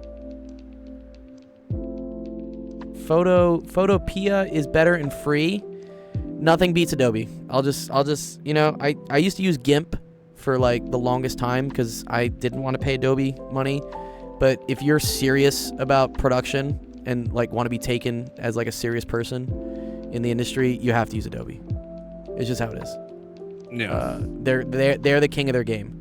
I agree that, what is it? DaVinci Resolve is like a close second in like video editing software, but honestly, I hate DaVinci. Like, it's so fucking Premiere confusing. Pro is better. Premiere is just great. It's great. Yeah. Photoshop is too good, and they've put in so much crazy AI stuff with it. They now have like, at least in Premiere too, if you have a video clip that is too short, like say you're like filming like a car going through the desert and you're like, oh man, I wish I had an extra 5 seconds of this video clip. It will generate it. It'll AI generate the next 5 seconds for you. All built into their app, which is, it's super cool. I don't know, there's so much cool stuff. And so that's why I'm okay with some subscriptions. Others, I agree. If I'm paying a subscription for something and you're not updating your software, then I have a problem with that. Then I get upset. That's all I'm saying. Yeah, the Pirate Bay. Yeah, there you go. Sail the seas. What was the one for the Silk Road? Do you remember what the ASCII art for the Silk Road was? I'm aware of the Silk Road, but I've never actually seen anything to do with it. So. Oh, you never? Oh, I used to be on the Darknet all the time. I don't do it anymore. But... Okay. I heard about the dark web like many decades ago, and went, there's nothing really here for me. Then kind of never used it. So it was wild, dude. You could buy hitmen, dude. You could like hire assassins. That was the point. It's like I can do it myself. I know. Well, not all of us are SAS trained. They're like, yeah, there's a lot of wild shit on Silk Road, dude. I was like, what?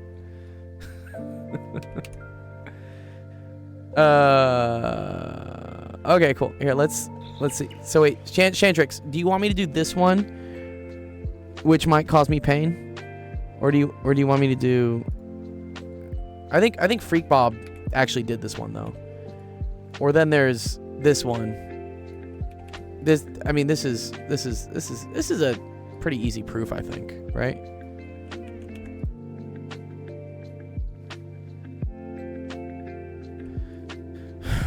I'm down to check out the algorithm a little bit. Yes, Adarsh, you are next. You are next after Chantrix. Do the question 25. Okay, here we go. All right, we're gonna die. Uh-oh, about to get bad. I'm crying ahead of time. Oh, no. Okay.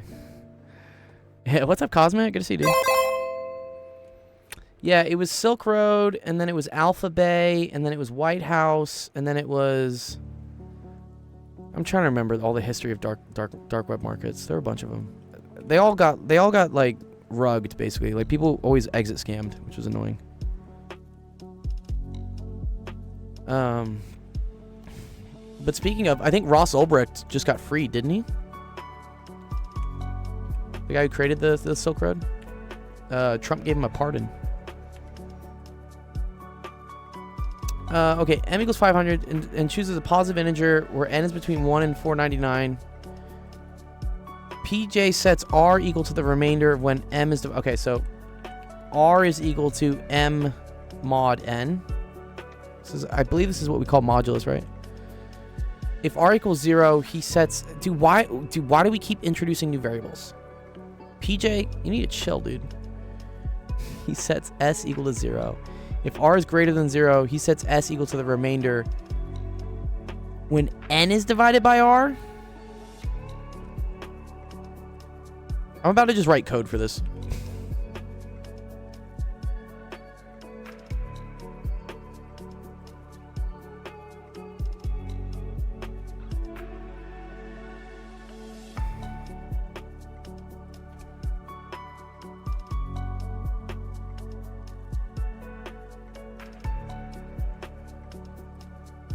Yeah, this is the reason why PJ has no friends, dude. But, yeah. Okay.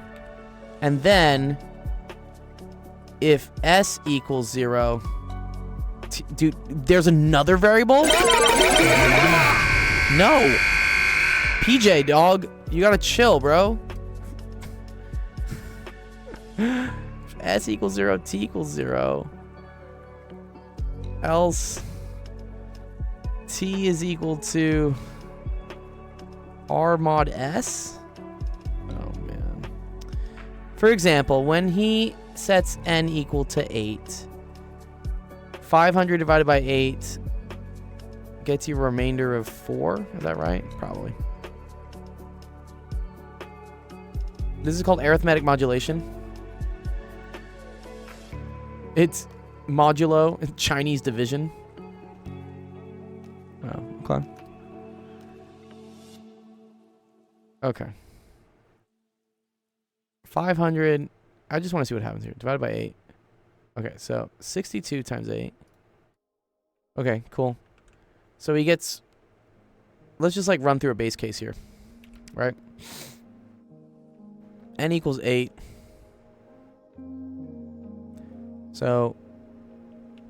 R is equal to 4. And then since R is equal to 4, S is equal to 8 modulus 4, which is equal to 0. So then T equals 0. For how many positive integers N with 1 to 499 does PJ's algorithm give R is between 1 and 15, S is between 2 and 9, and T is equal to 0.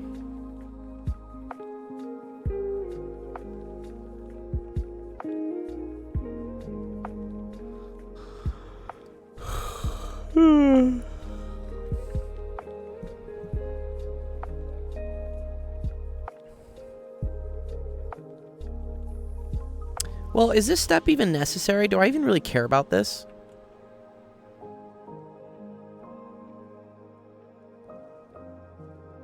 Do I care about this last step? I don't feel like I care about this. I don't care what T equals. I just care about it equaling to 0, right?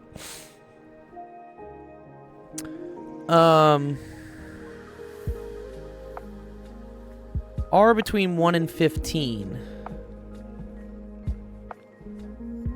Oh, maybe I'm gonna do the cases where it's not that, right? Is that kind of what we do?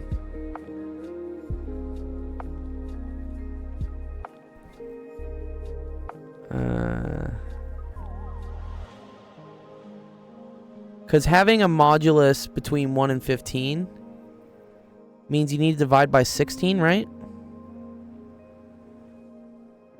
I believe so.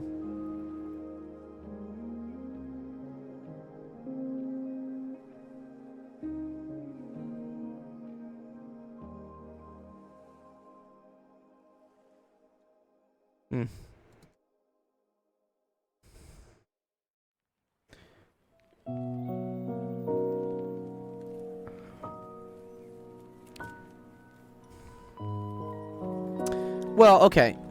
Let's say, for instance, you had some number modulus 4, okay? The most this can be, or the only values this can take on is between 0 and 3.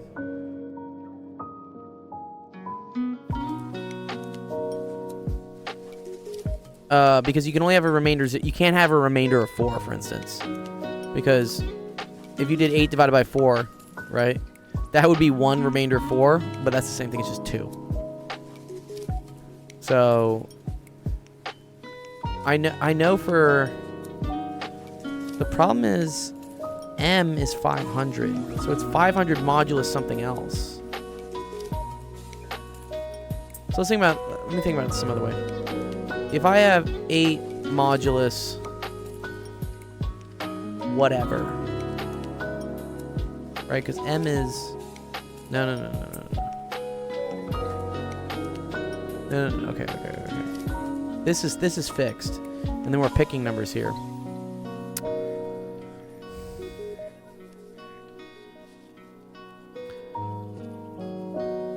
Oh, okay. Because think about it. Okay. If you did 500 modulus 400, do you see how that would give you a remainder of 100? Because 400 goes in 500 one time with the remainder of that. So, but sometimes if it's a clean multiple, like for instance, like divided by 100, this gets you a remainder of 0. Do I need all the factors of 500 to like cancel out the numbers that don't work? The solution is insane. Well, thank you, Shantrix. Yeah, here, send me the solution.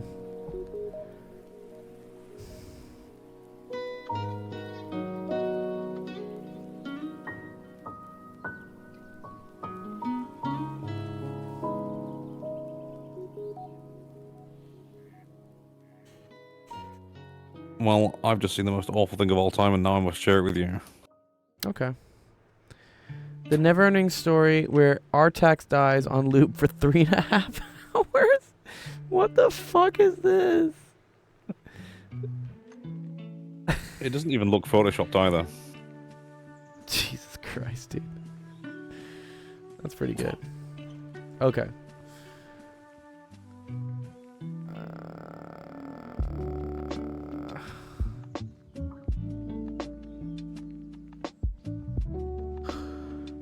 Okay.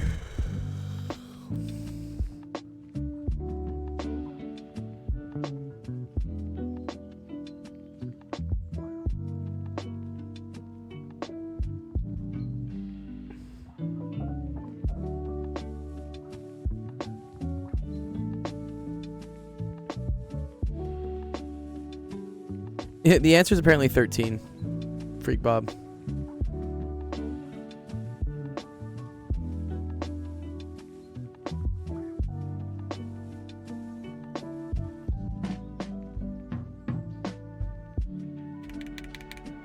Here's also the link if you want it, Freak Bob. You can say shit. It's okay, Freak Bob.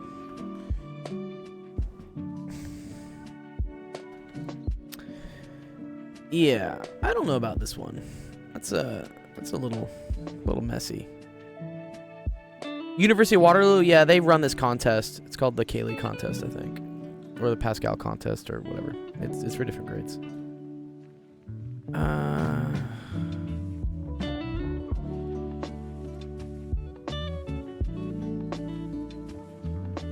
Interesting. So there were a couple cases for this to work. Oh wait, S couldn't equal 0 though. Interesting. Oh, okay. So in order for T to equal 0, you could have S equals 0, right? Because then if S equals 0, T equals 0. But S had to be between 2 and 9. So that also told you that N modulus R. And what was it? It was 500 modulus N, right? So you had 500 modulus N.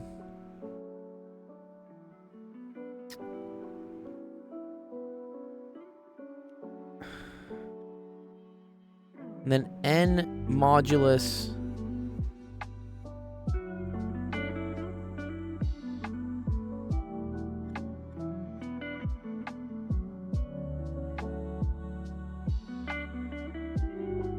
N modulus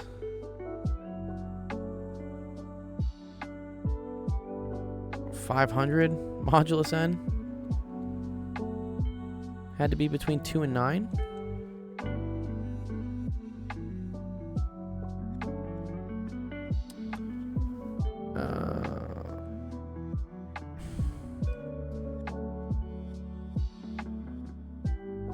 What meme is this? Oh god. That's too funny.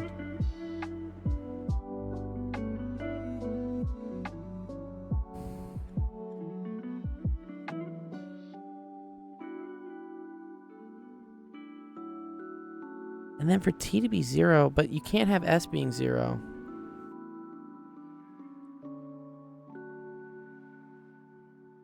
So then S has to be a multiple of R.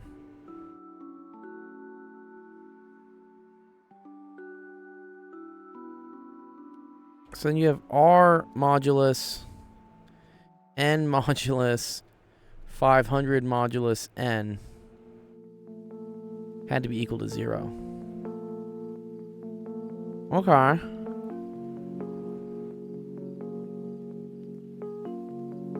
These are like the rules, I think is what it was.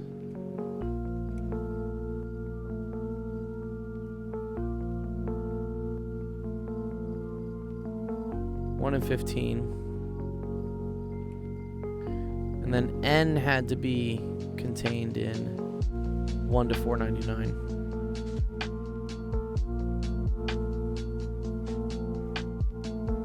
Let me see if I know any modulus algebra tricks.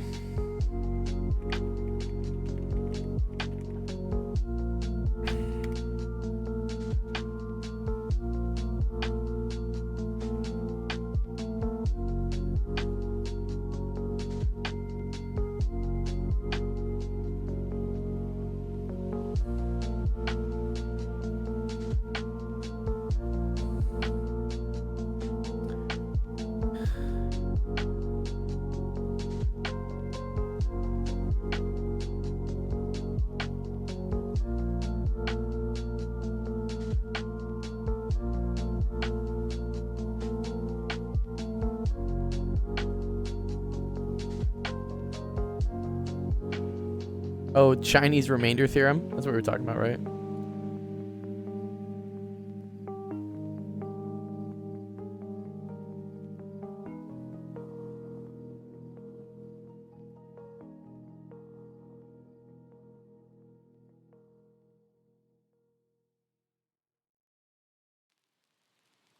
Yeah, and I think that was in the solutions. I think they talked about that. They talk about it here, right? N equals BR plus S for some integer B. But R equals AS, so N equals BAS plus S. N is a multiple of S. N is equal to CS since N is greater than 0.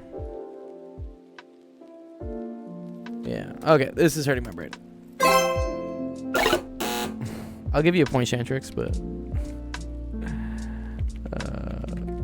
yeah.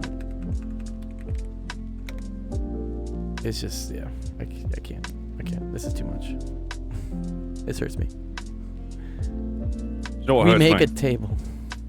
What hurts you? It just occurs to me that I've never actually finished Final Fantasy VIII or Final Fantasy IX. You know, I've never played Final Fantasy. So you need to be playing the good games. I played KOTOR. KOTOR's great. Okay, I've never played that one. Oh, you should play that one. KOTOR's fucking great. Yeah. See, whilst I can understand why, with the brain rot generation of needing instant gratification, they'll play things like Fortnite. Yeah. I don't understand those kinds of games because it's like, well, where's your story? The story is the friends we made along the way, man.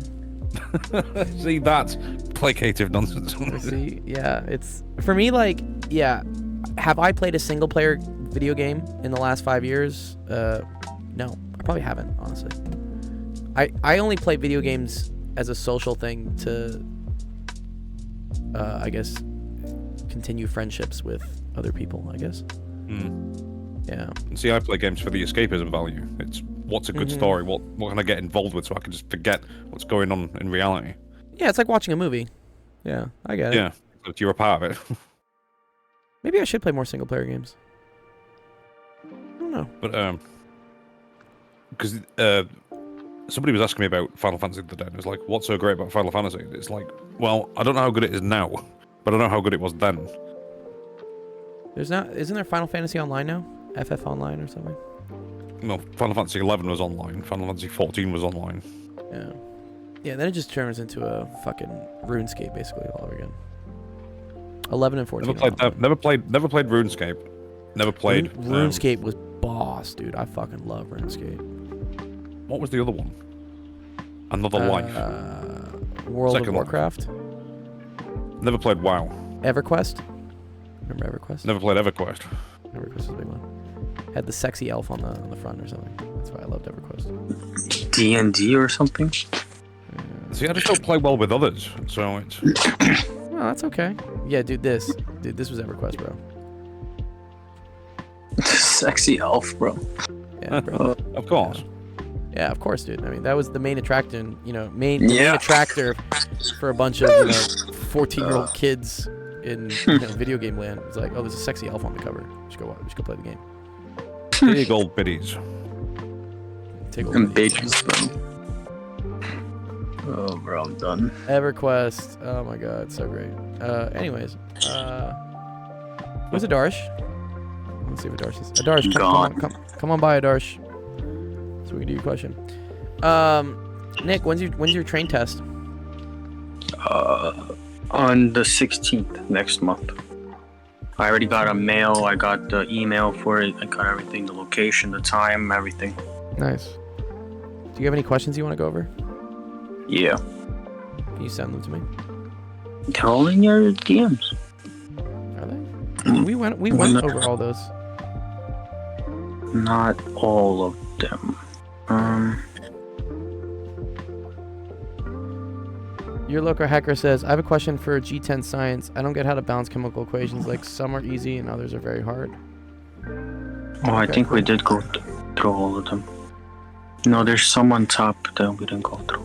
I'm gonna resend them all. Yeah, go get me some new ones. Mhm. Alright. Well, I'm waiting for Adarsh to show up. Until he does. All of these, okay. Apply. Until he does, let's talk about Zelda Ocarina of Time. Endlessly.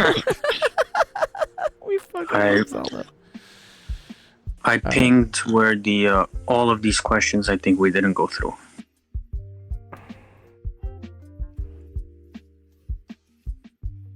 The There is something I stone should point out. ballast- What's up?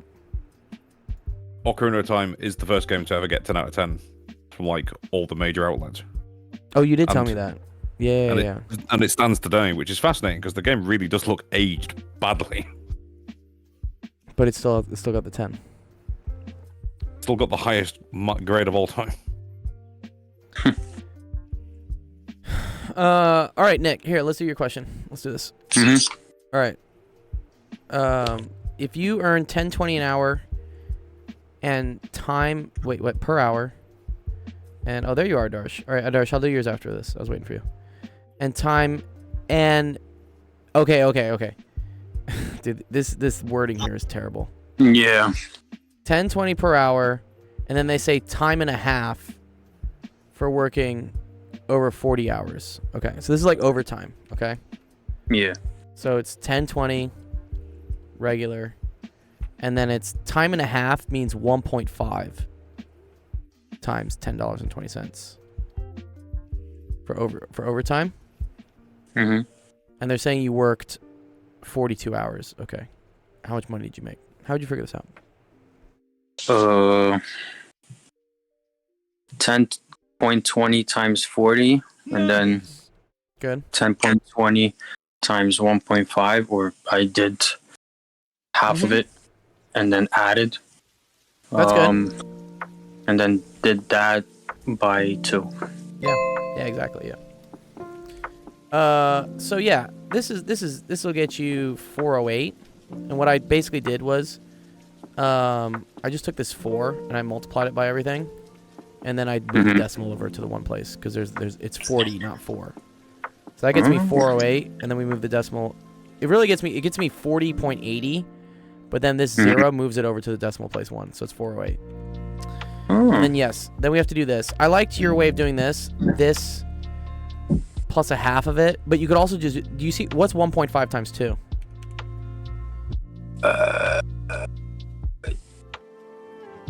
I don't know. It's just 3. Oh, right, yeah. Right? Because 15 times 2 is equal to 30. Yeah. Move the decimal over. Okay. Now, you just multiply all these things by 3. Mm-hmm. So that gets you 106. Or 306. 306. But it's 30.60, right? Because there was no 0 here, so we don't move the decimal to the left.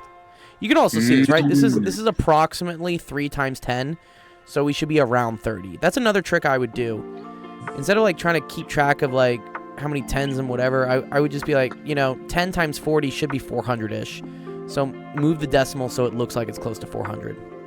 Mm-hmm. Right? Okay. So then your final answer. Just 1 second for Dark.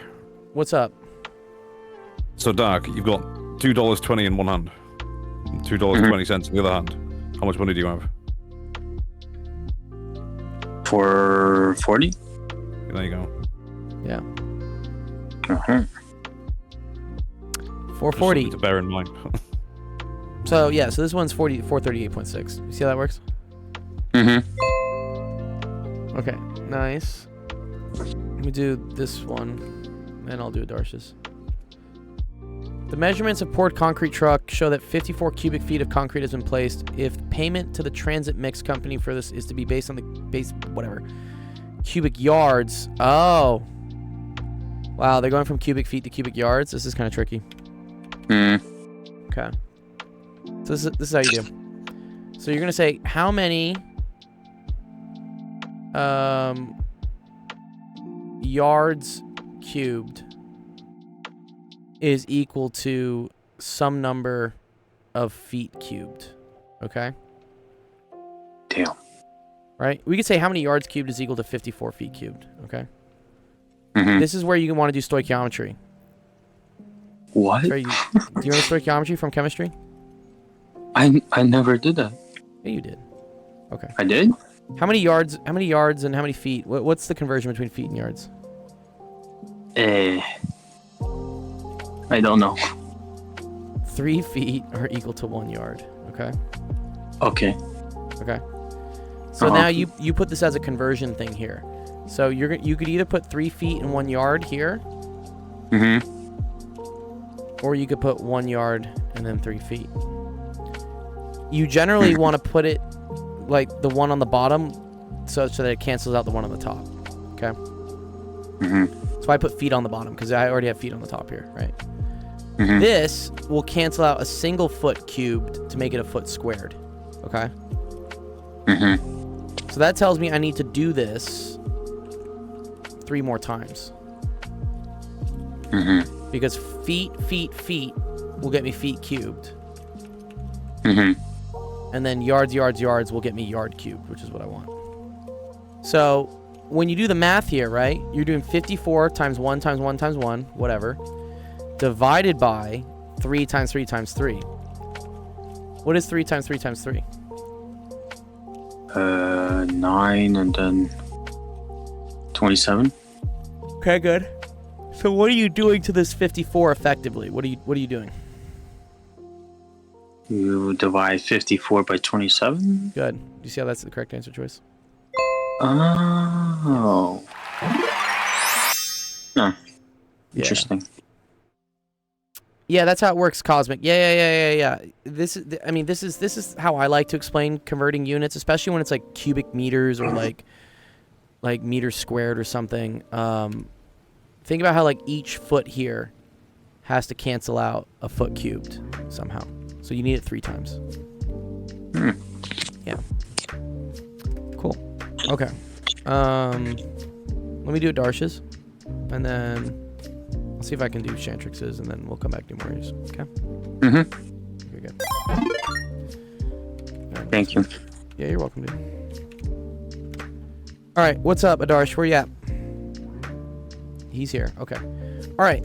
Log base 2 of 1/4. Okay, I always like to say this is like equal to x, right? We're trying to figure it out what it is, okay?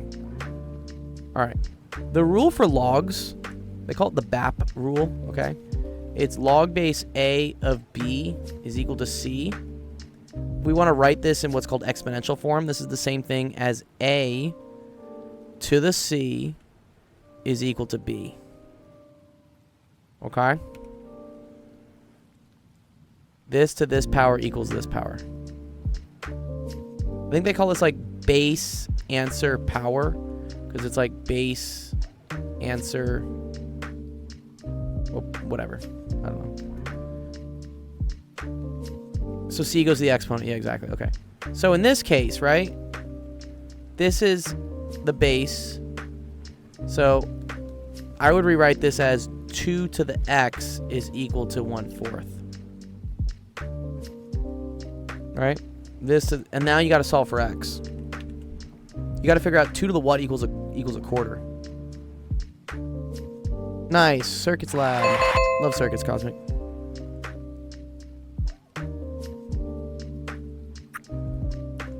Okay, so what is x? 2 to the what is a quarter? That might be a little hard to do, right?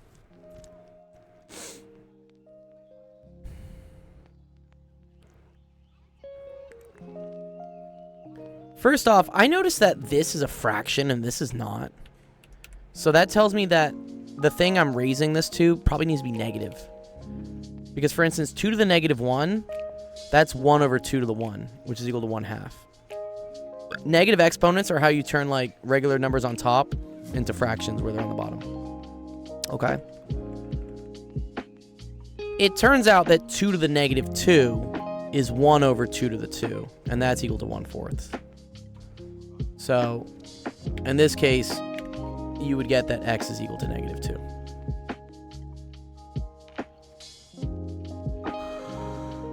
Another way to do this is to, like, either try to write this like this or try to write this like this.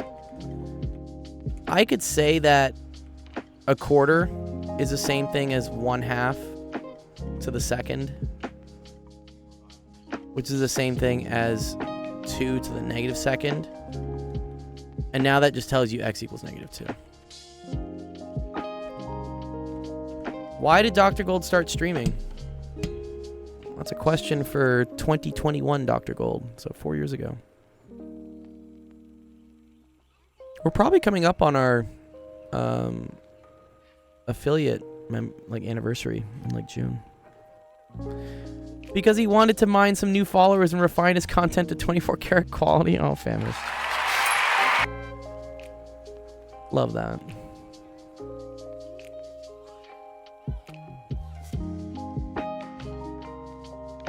Right. Yeah, it just needs to be 2 to the power of x is equal to a quarter. Oh, you don't have to solve it? You should solve it. What? They don't make you solve this? They just want you to put it in exponential form? Do they want you to write this in logarithmic form then? Okay, you're starting out. Okay. Okay. Well. Okay. This is the same thing, right? As a to the c is equal to b.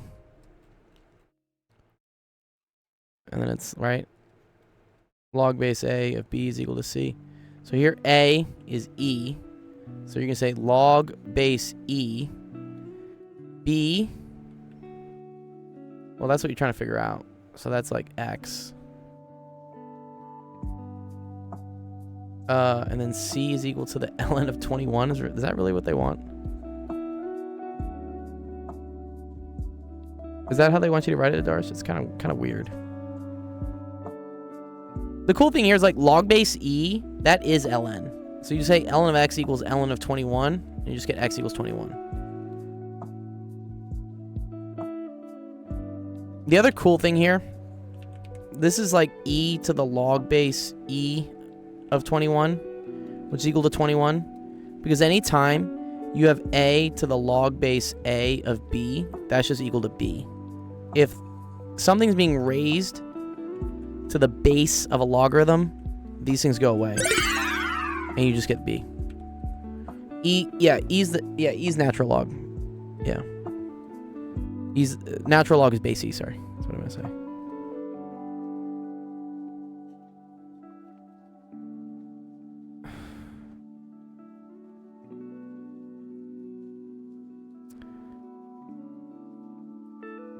I thought college was pretty cool. But yeah, everyone has their own path. You can also go back to college. I have one friend, she's 29, I think, and she just started her first year at UCLA. Congrats to her. Yeah, college, you know. I stayed in college until I was like 31 because I was in grad school. College is forever if you want it to be. Anyways, yeah. There's an 80-year-old pushing through your class. Yeah, props to him, dude. I say the body starts dying when it realizes it no longer needs to be here. So if you keep learning things, the body's like, oh, I should probably still be here. Yeah, probably pretty smart. Okay, cool. Does that make sense, Adarsh? Yeah? We'll get into like why this is cool. There's like some other cool stuff that goes on.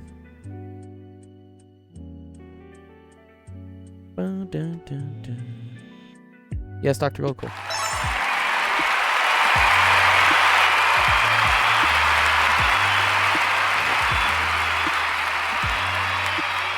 Well done! Well done!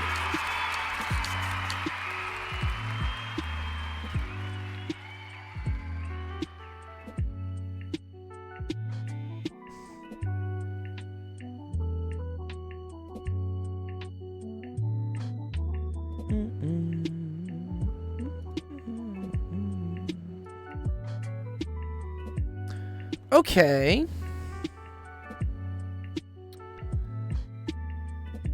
Let's see. I do have to go eventually, but who else we got? Oh, your local Hecker. What's up, Hecker? Let's do some chem.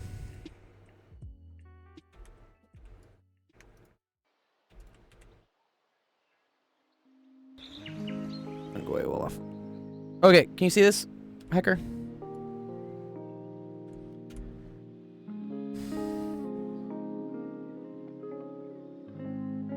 You can also come up to the stage if you want to, like, say things. Since it's your question. So, yeah, chemistry. Kimika. I actually have some good videos on these. You don't have a mic? Okay, that's fine. Yeah, you don't worry about it. Okay. I'm gonna send you them real quick. So if we go to my YouTube channel, I think I go here.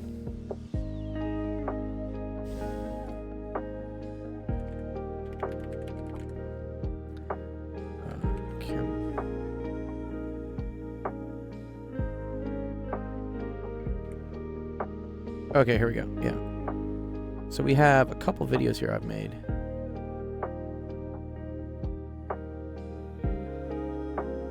This one and this one. I'm just going to send you them. But there you go. This is my solution for how to do chemical equations, and then here's how to balance them when they get harder. Because sometimes you'll get odd numbers and stuff. Yeah.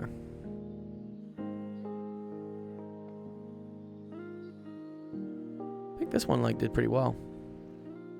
Yeah, this one's got 88,000 views on it. Wow. Just keeps climbing. People like this one.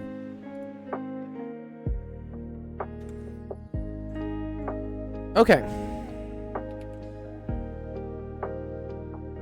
But let's try to do this. So, whenever I see a question like this, I like to write out what the things are on each side. So in this case, you have nitrogen and iodine, and here you have nitrogen and iodine. And I just pretend that I have one on everything just to start with, right? So here I have 1 nitrogen, 3 iodines.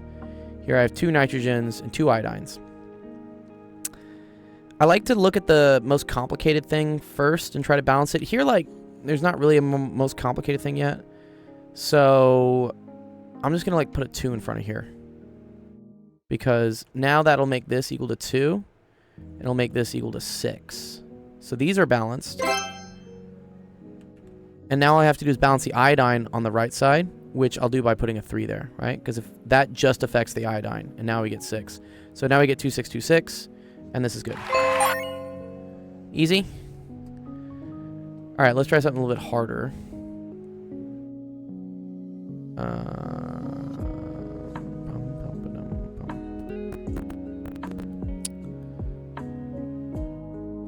Yeah, okay. Let's just do this one. Let's do the hardest one.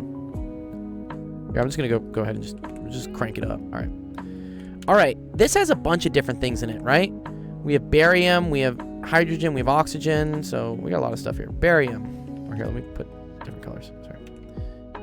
Barium, hydrogen, oxygen. Here we have also barium, hydrogen, oxygen. Okay. I'm going to pretend there's a 1 on everything to start with. All right, so that's 1. That's 2. That's 1. There's 2 here. There is 1 barium. But yeah, the brackets, right?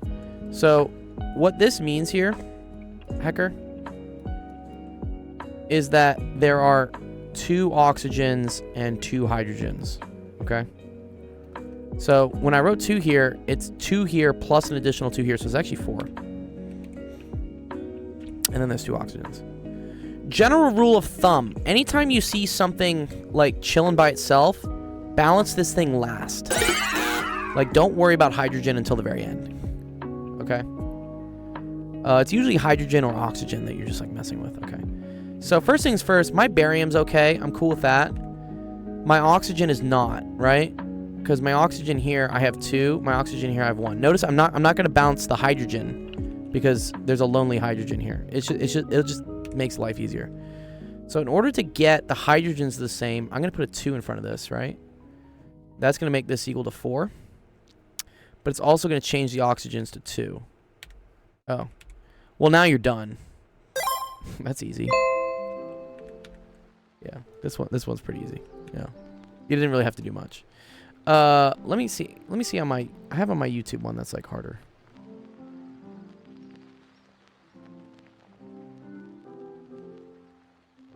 Let me see what I did for here. Okay. I had C8, H18.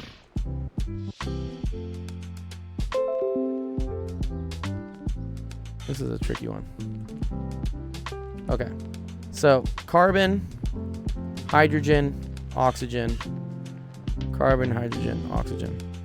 Notice that the oxygen is kind of by itself, so that thing I'm going to balance last, all right? And let's pretend I haven't done numbers yet, okay?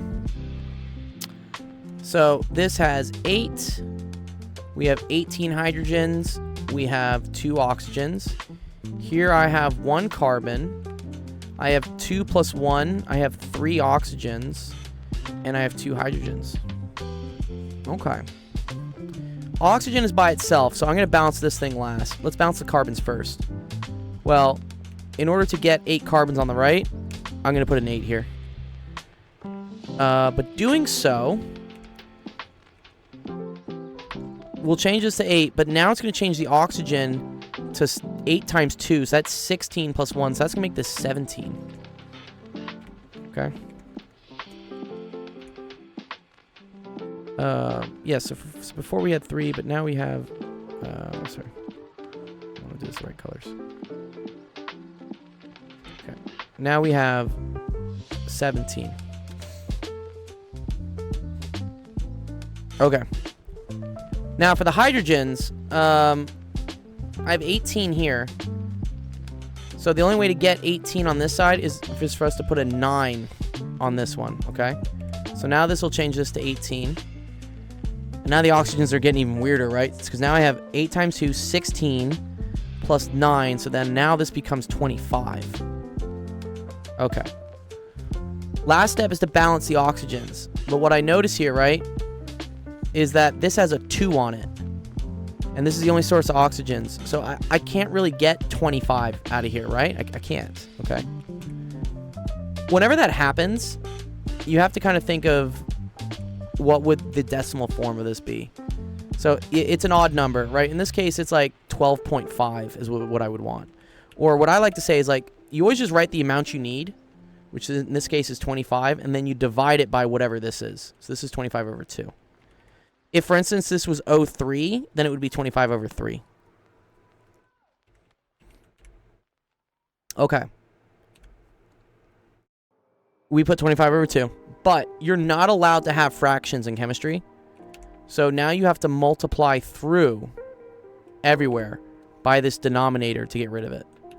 So in this case, this is going to get multiplied by 2. So that becomes 2. This becomes 25. This becomes 16, and then this becomes 18. And then this is your fully balanced equation.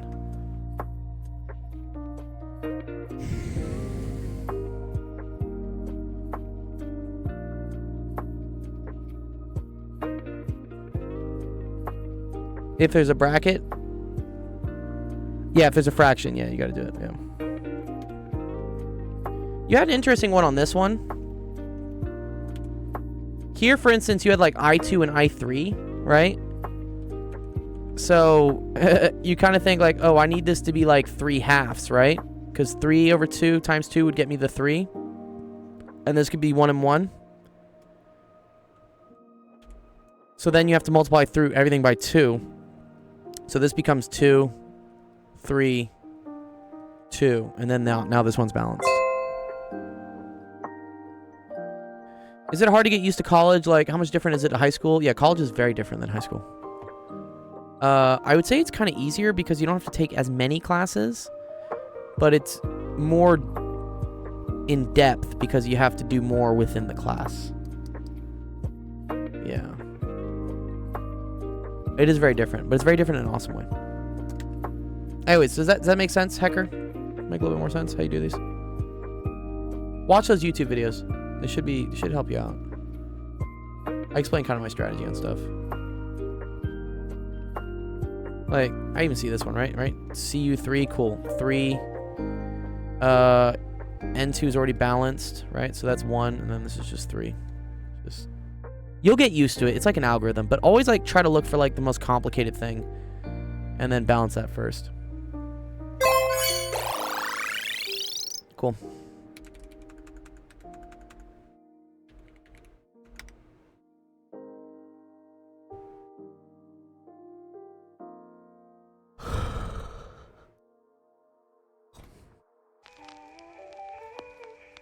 You are in control. Yes, that's the scary thing, Cosmic, right?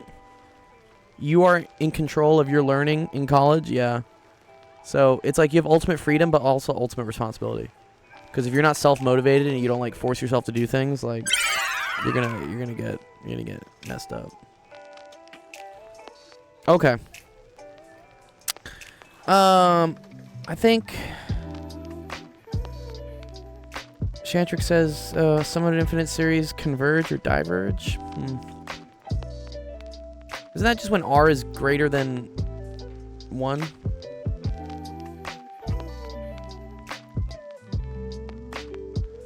College is so much easier if you go back when you're older and if you go for something you enjoy. I agree. Totally. Yeah, if you're like forced into a major that you don't like because your parents want you to take it, you're gonna have a bad time. You have a bad time, dude.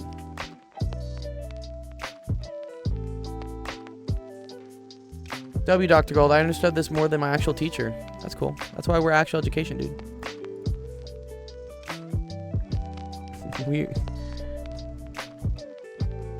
Yeah, the brackets get kind of weird. Yeah, make friends. Yeah, friends help. Friends 100% help getting through college.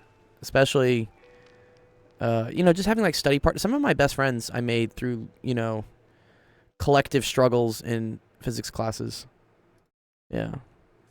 It's great.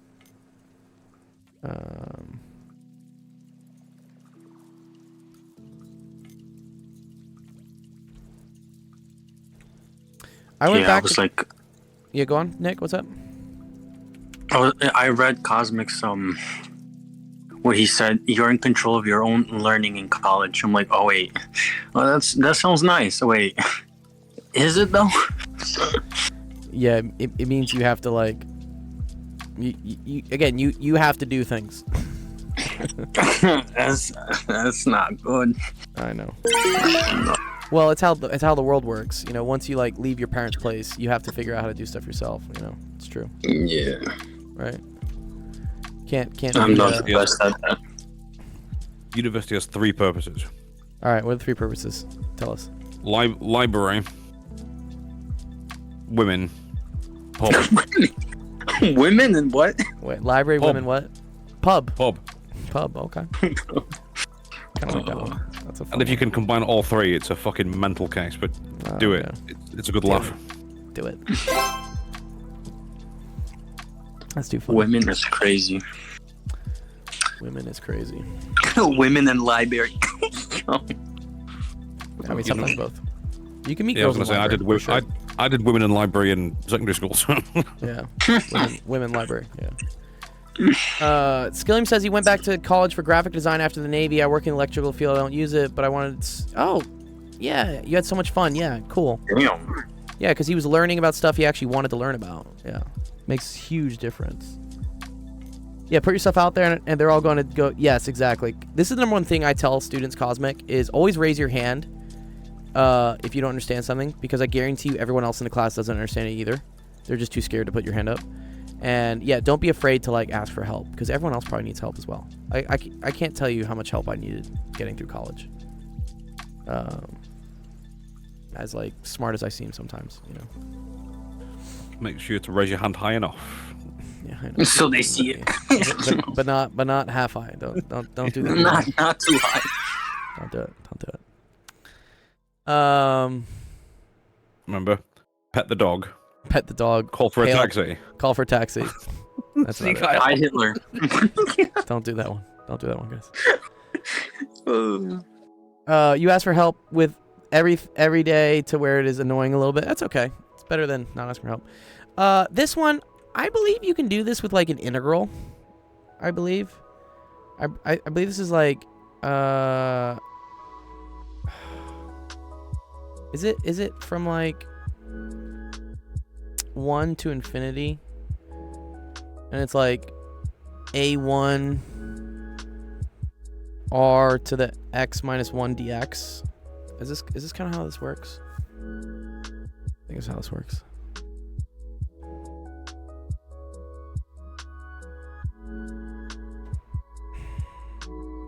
It's like writing a sum as an integral form. So then I think you put this over here. I know the rule is that r has to be less than 1, but I forget why that is.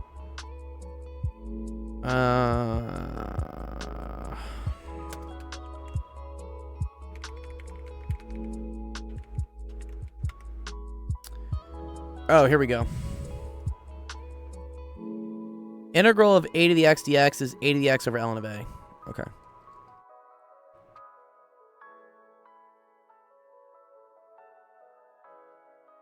There we go. That's what it is. Yeah.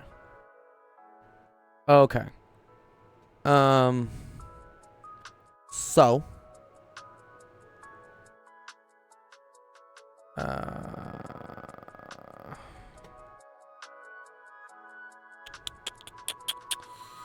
Say u is equal to x minus 1, du is equal to dx. Okay, so the x minus 1 doesn't actually really matter. So this is equal to a1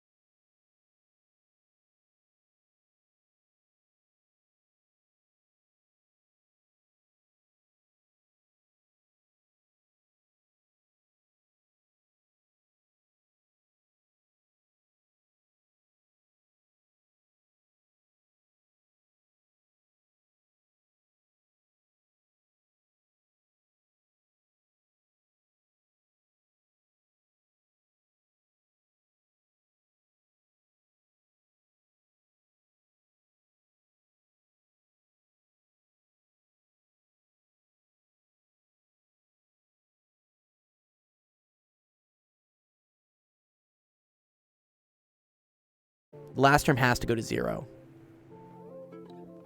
Right? If the last term doesn't, then it diverges, right?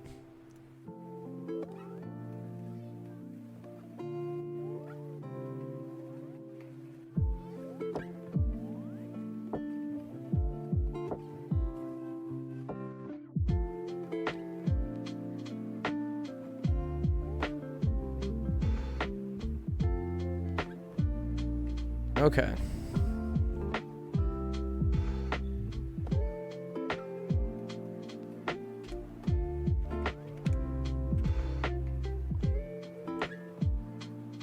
Yeah, I forget what the proof is though.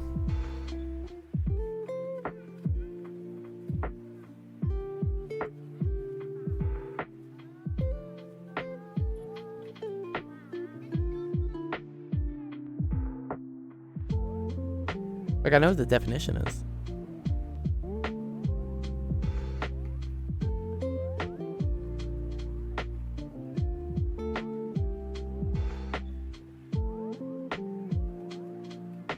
Oh, this is kind of cool.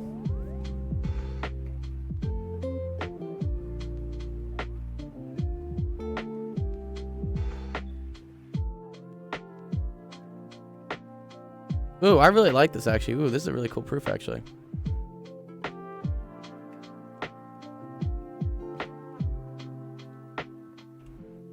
Let's see if we can kind of understand this one. Okay. So they're saying the sum of a geometric series, right, is A, this is like A1, right? And then it's R to the first, R to the second, R to the third, R to the fourth, all the way up to R to the n minus 1, right? But if you multiply through by R, okay, then this becomes this, all the way up to the A to the R of n. Now, if you subtract the two, if you subtract this whole thing from this thing and subtract this whole thing from this whole thing, the only term that survives, right, because A to the R n minus 1 is included here, so this one will cancel out this one as well, is going to be A minus AR to the n. Yes, all but the first and last terms cancel out. Ah, and then you can factor out the Sn. And then you divide it. Wow, this is a super cool proof.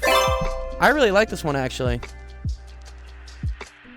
So, yeah, then Sn is equal to A 1 minus R to the n over 1 minus R. Okay. And then, yes, if n is equal to infinity, right, then R here has to be less than 1. Or the absolute value has to be less than 1. Because if you have a number greater than 1 to the infinity, that's going to blow up. But if you have a fraction like 1/2 to the infinity, this will safely go to 0. Very cool. Yeah, and that's where it becomes A1 over 1 minus R. Wow. All right, that's actually really cool. That makes sense to you, Shantrix? I think it's cool getting the sum Sn. And then, if you plug in n for infinity, you can show that R has to be a fraction. That's really cool, actually. Okay, cool. I think we have the questions done today. So, let's maybe close the stream out so I can get some dinner before I gotta go teach stats. Okay. Cool. And let's close out. Thank you, everyone, for coming to office hours. I had a fun time working with all you guys. Appreciate all the questions. Appreciate you guys showing up. Our next stream is going to be tomorrow. That'll be at 4 p.m. Pacific, 5 p.m. Mountain, 6 p.m. Central, 7 p.m. Eastern. So come on by, get some help with your questions. 12 p.m. GMT. 12 p.m. if you're on the British side of things, yeah. AM. Yeah. You said you're gonna do another question for me. I gotta go eat. I'm starving. Okay. But yeah, we'll do more of yours. I mean, send the best way, Nick, for me to go through your questions is I know you've already sent them once. Put them in help screenshots so that I know they're there. Otherwise, it's hard for me to go through all things. Okay. Let's go raid someone. Obi's just faffing about. Oh, that's fun. Yeah, let's go say hi to Obi. He looks like he's doing some cool stuff. Okay. All right. Have a wonderful start of your week. And we will see you guys tomorrow. Okay? All right. Peace. Peace.